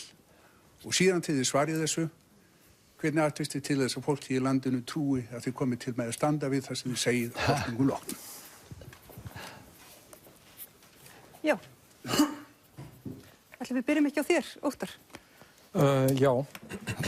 Kári myndist á stefnu í heilbrigðismálum og það er nú kannski akkúrat vandamálið að okkur hefur ekki auðnast að búa til alvöru heildstæða stefnu í heilbrigðiskerfinu sem að er sátt og er langtíma og er hægt að vinna eftir og það þarf að vinna í því. Auðvitað erum við í þeirri stöðu núna, ótrúlegt en satt er á þessum uppgangstímum að þessir innviðir, ekki síður en aðrir innviðir, hafa grotnað niður og eru óásættanlegir og það er ástæðan náttúrulega fyrir því að almenningur setur heilbrigðiskerfið efst á sinn óskalista, svo má segja. En erum við tilbúin að setja það fjármagn sem þarf? Við erum tilbúin til þess að setja það fjármagn sem þarf, en það skiptir líka miklu máli að við förum í grundvallar breytingar, eða eigum við að kalla það umbætur í kerfinu. Ný skýrsla McKinsey er með marga góða punkta, en til þess að þetta gerist, þá þurfum við auðvitað að fá alla að borðinu. Þetta er ekki eitthvað sem að bara sigurvegarar í kosningum eiga að dunda sig við út í horni. Heldur þurfum við að hafa þverpólitíska sátt um þetta og helst að fá bæði fagmenn og almenning að borðinu. Og ég vil segja að það er ekki síður mikilvægt í heilbrigðiskerfinu að það sé hlúð almennilega að starfsfólkinu og þeim krafti og auði sem að býr í þessu sérhæfða starfsfólki. Við verðum að búa þeim aðstæður til þess að vilja og geta unnið í kerfinu. Annars er kerfið dautt. Hvað sem eru margir peningar í því? Sigmundur Davíð, Framsóknarflokkurinn, ætlið þið að beita ykkur fyrir því að sett verði heilbrigðisstefna og að hún verði fjármögnuð eins og þarf? Við ætlum að gera það og við höfum gert það í gegnum tíðina. Það er langt síðan að Framsóknarflokkurinn mótaði ákveðna stefnu í þessum málum og hefur fylgt henni vel eftir. Á þessu kjörtímabili er búið að bæta 20 milljarða í heilbrigðiskerfið og var ekki vanþörf á og vantar reyndar töluvert upp á ennþá, það er alveg rétt. En þá er svo mikilvægt að vera búin að búa til þær efnahagslegar aðstæður að við getum haldið áfram að sömu braut. Grunnurinn er til staðar. Við höfum nægt fjármagn til þess að fara í verulegt átak í uppbyggingu heilbrigðismála á nýju kjörtímabili, en það átak þarf að eiga sér stað allt land. Ég er ekki hlynntur áframhaldandi samþjöppun heilbrigðisþjónustu á einn stað. Við þurfum að nýta betur þær stofnanir sem eru vítt og breitt landið og við þurfum að byggja upp heilbrigðisstarfsemi, spítala á fleiri en einum stað á höfuðborgarsvæðinu, þó fyrst og fremst byggja nýjan landspítala á nýjum stað. Þar er ég ekki sammála stöndunaup mínum hérna á vinstri hönd og ekki sammála fyrirspyrjandanum, Kári heitir hann ekki. það að það er að byggja áfram upp þarna við Hringbraut á umferðareyju, reyna að tengja saman fjölda gamalla miklaðra húsa eftir því sem við sjáum í fréttum. En þetta nú mest aðkallandi vandinn í heilbrigðiskerfinu? Það stór hluti af vandanum, já. Með því að byggja nýjan 21. aldar spítala á nýjum stað frá grunni, þá getum við boðið upp á allt það besta í heilbrigðisþjónustu á þeim stað. En á sama tíma þurfum við að sjálfsögðu að halda áfram að byggja upp á hinum stöðunum líka. Við þurfum að laga spítalann við Hringbraut. Það mun taka nokkur ár að byggja upp á nýjum stað og á sama tíma þarf að viðhalda góðri þjónustu og nauðsynlegri uppbyggingu og lagfæringum. Í nýrri fjármálaáætlun ríkisstjórnarinnar gert ráð fyrir 30 milljörðum í heilbrigðiskerfið á næstu árum. Í nýrri fjármálaáætlun ríkisstjórnarinnar. Við sjáum fram á það að það verði 100 milljarða afgangur af ríkisfjármálunum. Getum við ekki sett meira? Getum við ekki bara fjármagnað þetta kerfi almennilega? Jú, ég tel að muni þurfa meira en í þessi viðmiðin í þessari ríkisfjármálaáætlun. Og þú ætlar að tryggja að það fari meira í þetta? Já. Benedikt, hvernig svarar þú spurningu, Karol? Já, ég held að það skiptir mjög miklu máli að við setjum okkur stefnum, að við hugsum hvernig ætlum að byggja þetta upp allt land, en á sama tíma þá hefur við ekki að bíða og gera ekki neitt. Vera að velja einhvern nýjan stað fyrir spítalan og svo framvegis. Það bara komið að aðgerðum í þessu máli og það á að fara að klára þennan Landspítala þar sem menn hafa ákveðið að setja niður. Það verður líka að byggja upp út allt land. Hvernig getum við gert það? Við höfum gert það með samvinnu heilbrigðisstofnana allt land. Við höfum ekki að vera að horfa á það að hér sé eitt sjúkrahús og það sé einhver andstöðu við sjúkrahúsin sem annar staðar eða heilsugæsluna og svo framvegis. Heldur eigum við að byggja upp kerfi þar sem að þessir aðilar geta unnið saman. Það algjörlega nauðsynlegt til þess að allir landsmenn geti notið þeirra bestu heilbrigðisþjónustu sem okkar fjármunir bjóð upp á.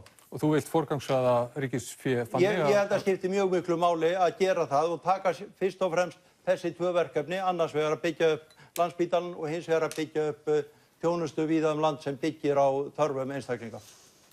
Bjarni Ben. Já, ég til algjört forgangsmál að við höldum áfram uppbygginguna á Landspítalanum og ég til ekki annan valkost raunhæfan en að klára máli við Hringbraut.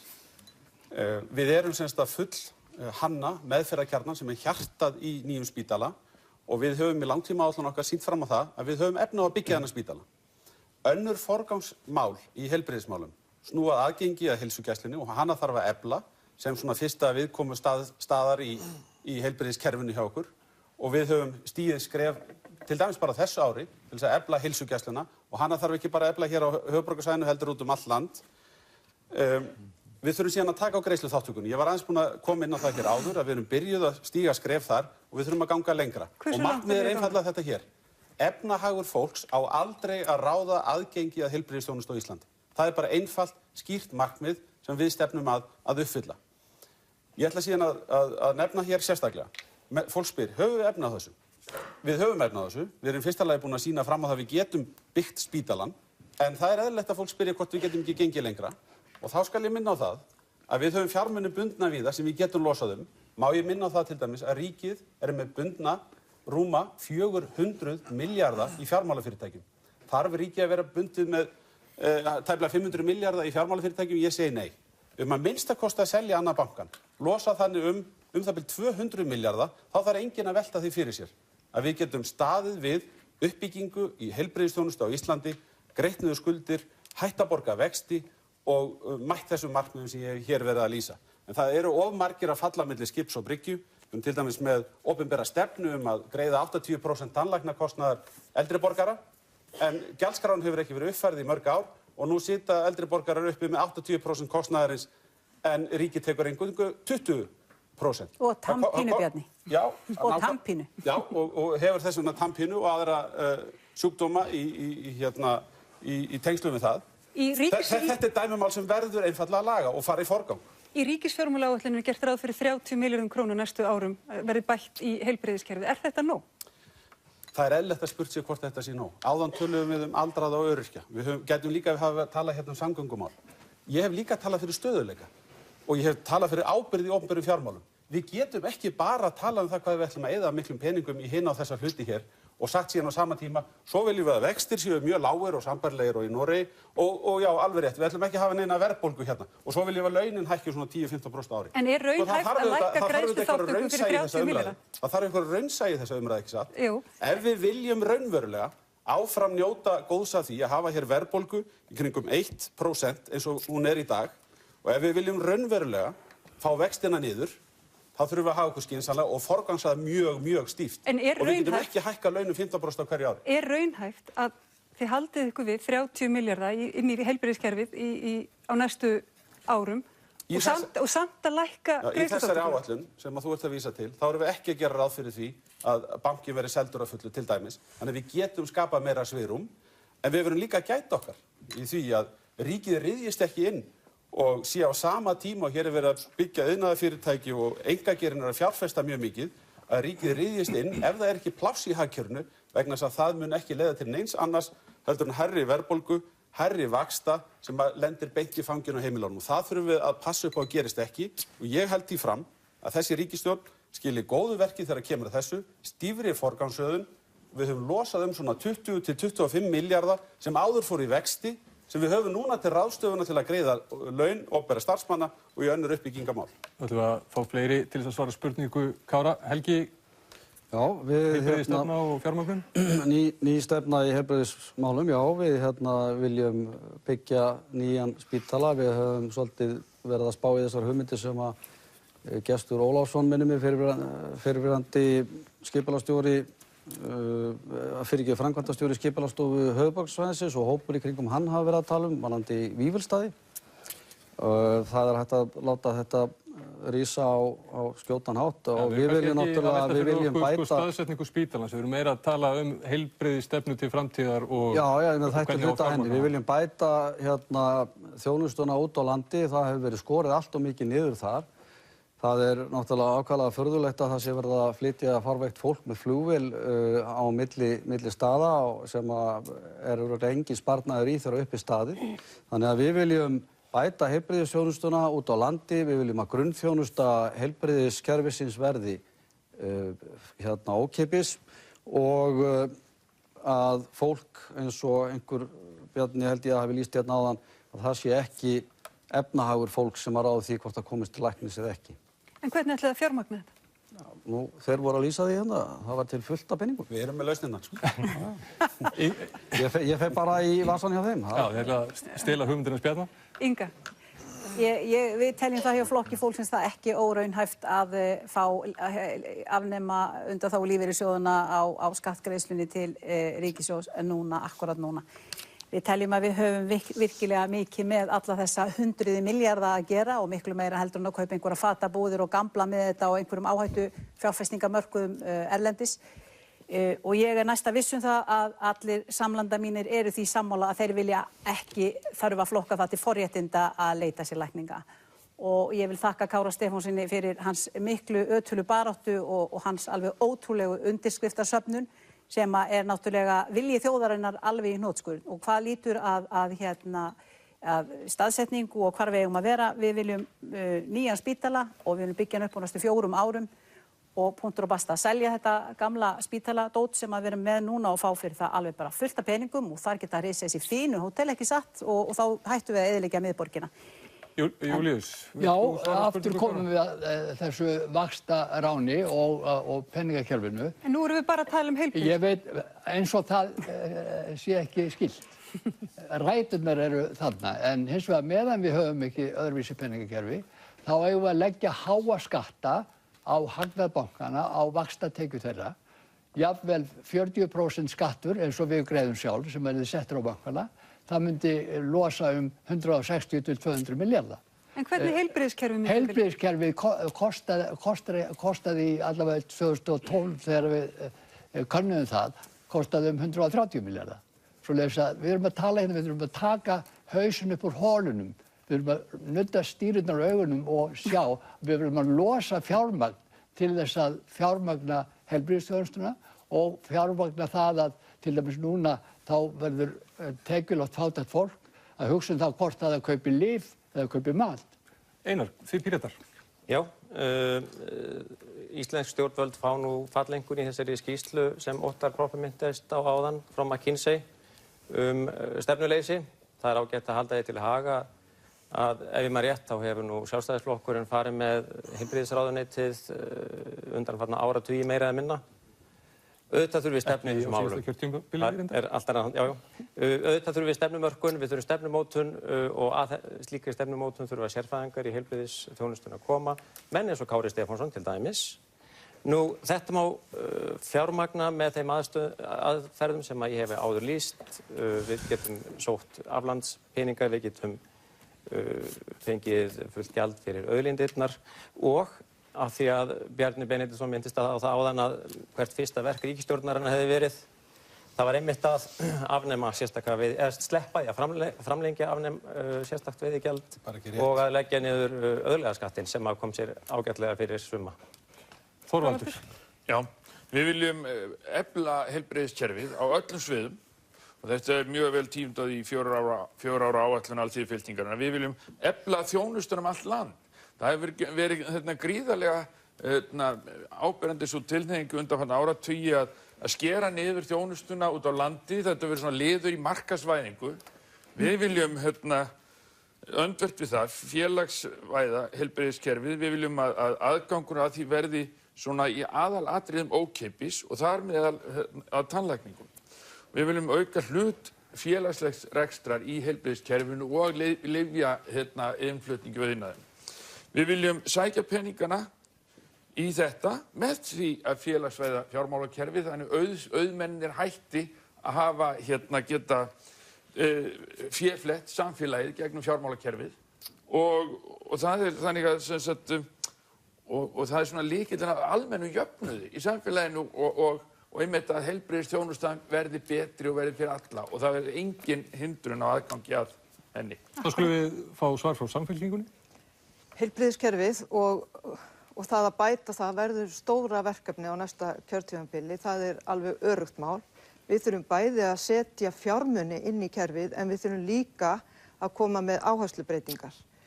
Ég vil Landspítala við Hringbraut en við þurfum að bæta stöðu Landspítalans mjög mikið nú þegar og við þurfum að ráðast að það vanda sem að skapast hefur við það að læknar eru þar að stórum hluta í hlutastarfi og að hjúkrunarfræðingar fyrirsjáanlegu skortur á þeim á næstu árum. Þar þurfum við að fara í samstarf við háskólana til þess að mæta þeim vanda. Við þurfum að bæta heilbrigðisþjónustu út allt land, við þurfum að bæta sjúkraflutninga meðal annars og þetta getum við allt saman fjármagnað.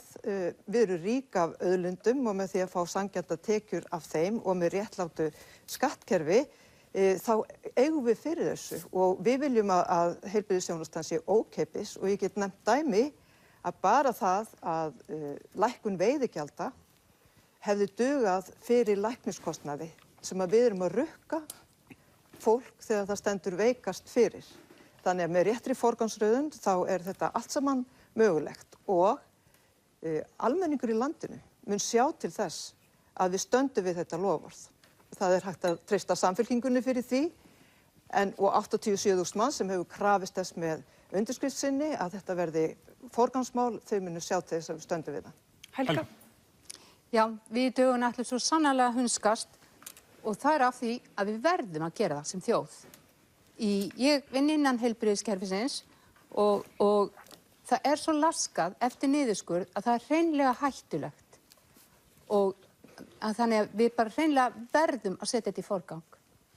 Og við viljum náttúrulega tala fyrir gjaldfrjálsu heilbrigðiskerfi en eins og staðan er núna að þá er kostnaðarþátttaka sjúklinga alveg orðin brjálæðislega. Fólk er hreinlega hrætt og það er óttaslegið þegar það kemur.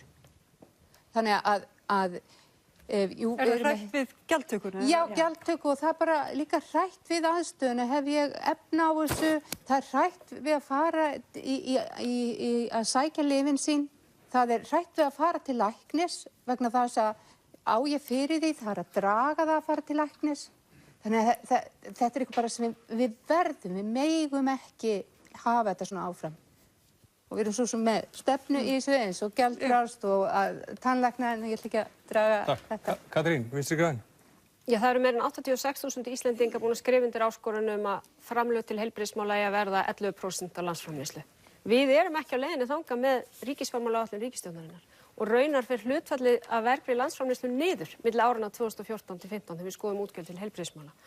Og ég vil, ef ég á kosta því í næstu ríkisstjórn, þá vil ég bara setja niður áætlun til næstu 6 ára á fyrstu dögum þeirra ríkisstjórnar sem snýst endurreisn heilbrigðiskerfisins. Ég hef nefnt að þar þurfa nokkur forgangsatriði að koma til.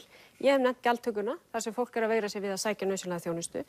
Ég vil tala fjármögnun heilsugæslunnar, sjúkrahúsanna og heilbrigðisstofnana, félagslega rekna heilbrigðiskerfisins sem hefur orðið útundan. Þegar við skoðum heilbrigðismálin aftur í tíman, þar höfum við séð aukninguna renna fremur inn í sérfræðilækningarnar en ekki inn í þennan grunn. Og það hluti af þeim vanda sem við erum stödd í. Það þarf að forgangsraða með skýrum hætti. Ég vil ljúka við nýjan spítala við Hringbraut og það eini raunhæfi möguleikinn tel ég að ljúka þeirri framkvæmd. Aðstæður þar eru orðnar með öllu óboðlegar. Hvernig á að fjármagna þetta? Ég meina tökum bara eina stærð. Meðferðarkjarnir kostar 50 milljarða. Það hefur verið lagt mat á það að skattaundanskot í okkar samfélaginu með 80 milljörðum á ári. Og hverjum treystum við til að takast á við þau? Takk fyrir þetta. Við ætlum að, Kári Stefánsson hefur óskað eftir að bregðast við. Við ætlum að leyfa honum það. Við ætlum að leyfa honum að fylgja þessu eftir. Gjörðu svo vel. Og Bjarni Benediktsson, þú gast rétt, ég ætlaði að bauna á því annarri spurningu og hún hefur með þessa 5 ára ríkisfjáráætlun að gera. Nú vantar í hana í kringum 65 milljarða á næstu 5 árum svo hægt sé að reka Landspítala með eðlilegu viðhaldi með því að taka á biðlistum, með því að bæta við læknum til þess að það sé hægt að reka þennan spítala af sömu gæðum og spítala í nágrannalöndum okkar. Nú stílar þú af þér alveg ofboðslega myndarlegum ríkissjóði. Hann á að stíla af sér, stílst mér af sér afgangi upp á svona 400 milljarða á árinu. Hvernig ósköpunum stendur á því að þið gerðið ykkur ekki brók og setið þetta fé í spítalan. Númer 2, að samkvæmt í áætlun heilbrigðismál sem til í uppkastformi í velferðarráðuneytinu, þá reiknið þið með því á næstu 5 árum að minnka hlutfall greiðsluþátttöku fólks úr 18% í 15%, sem smáræði. Það stendur að þið hafið það markmiði að minnka greiðsluþátttökuna frá 18% í 15%. Hversni í ósköpunum skattleggið ekki bara fyrir þessu vegna þess að það ókeypis skattlagning. Það tekið hvort eður úr vörsum fólksins í landinu. Þetta ekki peningur sem tekinn úr umferð sem myndi annars búið til verðmæti annars staðar. Það eina sem væri gert var að það væri verið að dreifa greiðslunni yfir langan tíma í stað þess að koma úr vörsum fólks þegar lasið og meitt og hefur stjertar tekjur. Takk fyrir þetta, Kári. Takk. Bjarni, viltu bregðast við? Já, ég skal bregðast við þessu. Það ágætt að Kári farin að vera aðeins raunsæri í hugmyndum vöntun á framlögum inn í heilbrigðiskerfið. Vegna þess að 11% talan af landsframleiðslu, hún kallar á það að við bætum á ári, takið eftir, á ári, 50 milljörðum í heilbrigðismál. Það algjörlega óraunhæft og þetta ekki mælikvarði sem í sjálfu sér skiptir öllu, heldur hljótu við ávallt að vera að horfa á aðgengi að þjónustunni og gæðið þjónustunnar. Hann heldur því fram að það vanti það bil 10 milljarða á ári til Landspítalans sem rekinn fyrir 50 milljarða í dag. Við getum örugglega náð miklu meiri árangri með 10 milljörðum til viðbótar og ég sammála því að þar hlýtur að koma í forgang að stytta biðlista og bæta gæðið þjónustunnar. Í vikunni var rætt til dæmis lyfjakaup, mikilvægi þess að við setjum meira fjármagn í það sem við erum þó að gera. Ég hef hér í mínu máli fært rök fyrir því að við getum gert það sem stendur í langtímaáætluninni og gott betur ef við tökum réttar ákvarðanir á næstu árum. Varðandi greiðsluþátttöku sjúklinga, þá hef ég hér talað fyrir stefnu Sjálfstæðisflokksins sem þessi. Við ætlum ekki að láta efnahag fólks að ráða því hvort það hafi aðgengi að heilbrigðisþjónustunni. Við ætlum að forgangsraða með vissum hætti. Við tókum fyrst þá sem hafa verið langveikir, aldraða, börn, öryrkja og síðan ætlum við að taka markvisst þær holur sem í kerfinu og eyða þeim. Ég held hins vegar að það sé óraunhæft að tala fyrir algerlega gjaldfrjálsu heilbrigðiskerfi. Vegna þess að þá óttast ég að við munum missa alla aðgangsstýringu að kerfinu. Og og það reynsla annarra þjóða, það í samræmi við ráðleggingar alþjóðlegra sérfræðinga þessi efni, en það þýðir ekki að gjaldtakan eða kostnaðarhlutdeild sjúklinga eigi að vera einhvers konar aðgangshindrun. Og lyfjakostnaðurinn hefur ekki mikið verið ræddur hér í kvöld, en hann auðvitað sérstakur þáttur sem við verðum að taka á. Og þar ég sammála Kára að það að greiða lyf fyrir sjúklinga mjög góð fjárfesting, vegna þess að það hjálpar fólki fyrr aftur á fætur. Akkurat. Við ætlum að reyna að koma að einni spurningu í viðbót og hingað komin Elísabet Erlendsdóttir. Hún verkfræðinemi við Háskólann í Reykjavík, hefur látið sig og tekið þátt í hagsmunabaráttu stúdenta. Hún með spurning til ykkar varðandi menntamál. Gjörðu svo. Takk. Sælöll, gaman að sjá ykkur. Nú hefur Lánasjóður íslenskra námsmanna verið mikið í umræðunni, enda eitt helsta hagsmunamál íslenskra stúdenta og það því mjög mikilvægt fyrir okkur að vita að ef frumvarp núverandi menntamálaráðherra Lánasjóð íslenskra námsmanna nær ekki fram að ganga fyrir kosningar, mun ykkar flokkur beita sér fyrir því að leggja fram slíkt frumvarp og ef svo hvaða breytingar teljiði að sé þörf miðað við núverandi kerfi LÍN? Því að við viljum ekki bíða í 4 ár í viðbót eftir betri lánasjóði. Takk fyrir þetta. Takk fyrir þetta. Við ætlum að byrja á þér, Katrín. Já, ég mun beita mér fyrir því að þetta kerfi verði endurskoðað frá grunni og lagði raunar slíkar breytingar til að hluta 2013 sem ekki náðu fram að gangi gegnum þingið og miðuð við það að hluta af námsláni myndi breytast í styrk að loknu námi. Áttu einmitt að vera hvetjandi fyrir námsmenn og létta greiðslubyrði námslána fram í tíman. Það sem ég myndi vilja sjá gerast síðan væri að við færum úr yfirdráttargreiðslukerfinu sem hefur verið hluti af lánasjóðnum frá 1991 yfir í samtíma greiðslukerfi. Því staðreyndin sú að þetta oft upphafið að mikilli skuldsetningu ungs fólks og þessu kerfi þurfum að breyta.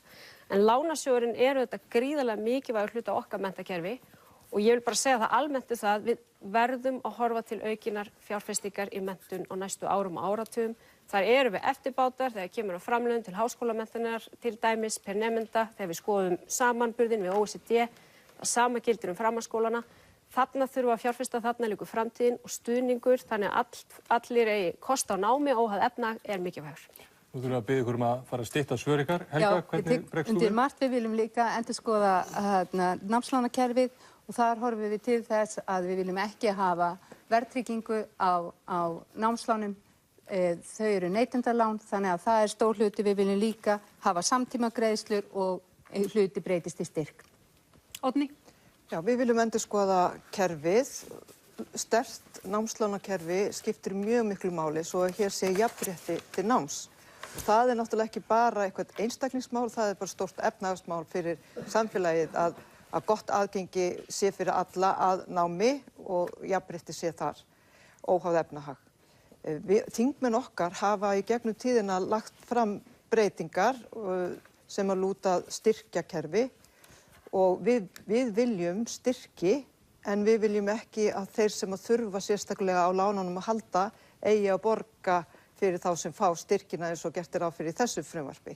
Þannig að við viljum auka félagslegt hlutverk og tryggja það að þarna séu styrkir og að kerfið stuðla jafnrétti til náms. Akkurat, Þorvaldur?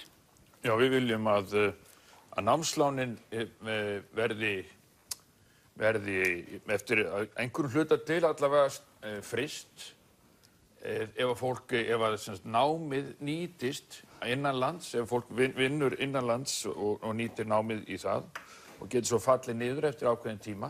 Við viljum auka einmitt félagslega hlutverk lánasjóðs. Við viljum að hann verði þannig að það verði engin hindraður í námi og líka fólk geti farið í nám á ýmsum tímum ævinnar án þess að vinna í einhverjum banka sem borgar fyrir þá námið eða eitthvað slíkt.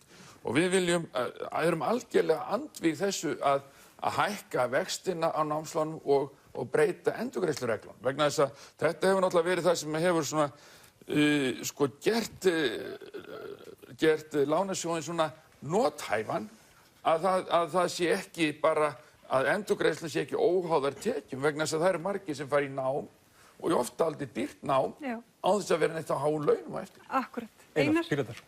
Ásta Guðrún Helgadóttir, þingmaður Pírata, hefur farið eiginlega fyrir þeim hópi fólk sem hefur gagnrýnt þetta misheppnaða LÍN-frumvarp Illuga Gunnarssonar núna síðustu daga og vikur.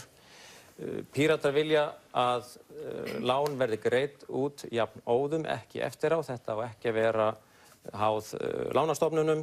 Við viljum að þessi lán séu til þess að jafna aðgang að námi. Við viljum að sjálfsögðu að afborganir séu tekjutengdar, ekki eins og Illugi stingur upp á í sínu frumvarpi. Og auðvitað væri eðlilegt að hluti af þessu verið greitt sem styrkur. Júlíus og húmanista? Já, húmanistaflokkurinn hefur skýra sýn á þetta. Við viljum að í stað námslána komi námslaun. Það jafnar aðstöðu nemenda til þess að stunda nám án áhyggju og það líka í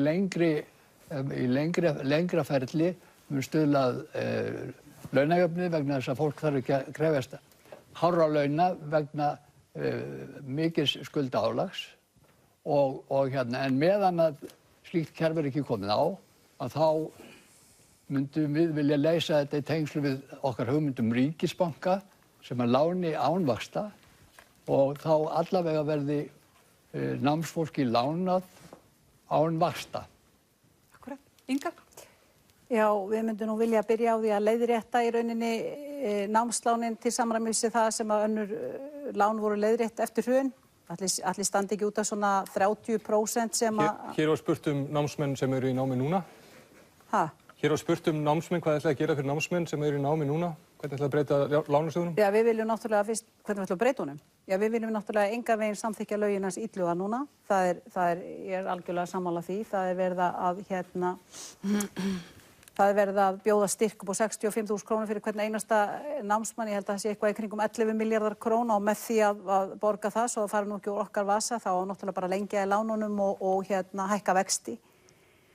Og við erum ekki sammála því og við vildum náttúrulega líka að lánin séu greidd í jafn óðum vegna þess að ég er nú búin að vera í námi núna og ég sé það að þeir einstaklingar sem kannski hafa einhvern tíma komist á einhvern skuldalista einhver staðar á lánstraust eða eitthvað, þeir geti ekki einu sinni fengið að skipta við bankan, þeir fá bara ekkert námslán, það er komin tappið þarna og þessi einstaklingur sem einhvern tíman hefur tekið eitthvað hraðalán eða hvað sem hann getur bara ekki einfallega verið með, honum er gert ókleift að taka lán, þannig að við viljum sjá það úr sögunni. Akkúrat, Helgi? Já, við viljum fara í endurskoðun á lánasjóðunum, við viljum taka lánin úr bönkunum, það er dýrt fyrir nemendur að hafa lánin í bönkunum, við viljum að þetta sé greitt út jafnóðum og taka tekjutengingar af lánum þegar nemandi er farin að vinna sem að gera það í verkum það skerðir lánin hans og það enda með því að hann er bara komin í 100% vinnu með námi. Þannig að já, við ætlum að endurskoða þetta til hagsbóta fyrir nemendur. Bjarni, Sjálfstæðisflokkur. Já, þetta eru góða breytingar sem verið að leggja fyrir þingið og í reynd þá getum við bara klárað þetta mál núna vegna þess að málið kom út nefnd og það er ekkert til fyrirstöðu bara ljúka meðferð þessa máls þannig að svo sem hér talaði áðan geti bara gengið áhyggjulaus í kosningamálið frá gengið. Nú ert þú sennilega að segja tíðindi, þetta hefur þú farið út úr nefnd í dag, er það ekki? Já, þetta er nýkomið út úr nefnd eða er á leiðin út úr nefnd, það er búið að boða að verið tekið út úr nefnd, það er að síðast sem ég heyrði. Það sem ég líka við þessar breytingar er það að þarna kemur bara styrkur. Það er gegnsæi í kerfinu en í dag þá þurfa námsmenn að taka lán og styrkurinn felst í lágum vöxtum. Það er gall í kerfinu í dag að þeir sem fara í mjög langt nám eru að greiða allt og lítið af láninu tilbaka. Þannig vorum við kannski með 20 nemendur sem voru búin að taka lán upp á 500–600 milljónir og við erum að afskrifa 70–80% af þessu. Með styrknum þá mun námsmönnum gerast betur kleift að komast í gegnum námið og komast úr háskóla með lægri skuldabyrði. Það er ekki hægt að leysa hvers manns vanda við allar breytingar. Ef menn vilja síðan fara í tekjutengdar endurgreiðslur á námslánunum, þá eru menn afturfarnir inn í styrkjakerfið og það er vandamál. Við erum með lánasjóðskerfi í dag þar sem að 70 einstaklingur getur tekið 40 ára lán og hann endurgreiðir í samræmi þar sem hann hefur tekjur í framtíðin. Þetta er auðvitað galið, þetta er ekki góð nýting á fjármunum. Við erum að beina þessum fjármunum til unga fólksins, láta þau hafa alvöru styrk og valkost að taka lán ef þau þurfa á því að halda til þess að bæta framfærslu sína. Mér heyrist umræðan benda til þess að þetta mál væri alveg hægt að ná breiðri sátt. Það er að segja að allir tala það að það væri gott að hafa styrki og hins vegar þá vilja ekki hafa það nákvæmlega eins og Illugi leggur til. Ég held að það er sniðugt að hafa styrki sem er hvetjandi til þess að menn hraði sínu námi. þannig að ég held að þar sé margar góðar hugmyndir í þessu. Hins vegar var frumvarpið lagt fram á síðustu dögum vorþings núna í vor, en hafa ekki fengið nægan tíma til þess að ræða þetta. Ég held hins vegar að hér sé alveg komin grunnur til þess að ná samstöðu sem að muni koma námsmönnum vel. Sigmundur Davíð. Já, það er stefna okkar að þetta færist í auknum mæli yfir í styrki úr þessu fyrirkomulagi sem að Bjarni lýsti hérna, það sem að þetta er gert í gegnum vexti og ómarkvissar afskriftir. Þetta verði þá skýrara með aukinni áherslu á styrki því að í því felst skynsamleg fjárfesting til langs tíma. Ég held að það sé algjörlega óumdeilt og jákvæður hvati. Og hvort tveggja er eitthvað sem að skynsemishyggju miðjuflokki líkar mjög vel. Óttar? Já, við höfum ekki verið hrifin af þessu frumvarpi, þó svo að það sé góð hugmynd að fara yfir í styrki, að þá er ekki rétta leiðin til að gera það með því að taka annars staðar innan úr kerfinu og bæta engum fjármunum við. Það þarf að bæta fjármunum við. Þetta er ekki bara business, þetta er fjárfesting fyrir samfélagið og það er mjög mikilvægt að við séum ekki að þyngja endurgreiðslubyrðina með því að auka vexti, með því að minnka tekjutengingar vegna þess að það kemur niður á þeim sem eru lægra launaðir í framtíðinni með bara tekjumunni óútskýrðum kynjana að þá bitnar það sérstaklega á konum og það er óréttlátt. Þannig að við þurfum að byggja þetta kerfi upp, við þurfum að líta á þessum fjárfestingu til þess að auka menntun og líka hreinlega bara til þess að auka trúna á það sé gott að búa á Íslandi og ala upp börn á Íslandi. Þetta verða lokaorðin hjá okkur í kvöld. Okkur langar til að þakka ykkur kærlega fyrir komuna. Takk ykkur kærlega fyrir þetta. Við komumst ekki lengra í þetta sinn. Nú þegar við höfum kynnt til sögunar framboðin 12, tekur við umfjöllun málefnin. Í næstu viku ætlum við að ræða nánar heilbrigðis- og velferðarmál. Við verðum með kosningaþætti á þriðjudag og fimmtudag og þá verður frambjóðendunum skipt í 2 hópa. Helmingurinn mætir í hvort skipti. Svo taka við formannaviðtöl og kjördæmaþættir í útvarpi þegar nær dregur kosningum. En þessu er lokið í kvöld. Verið sæl.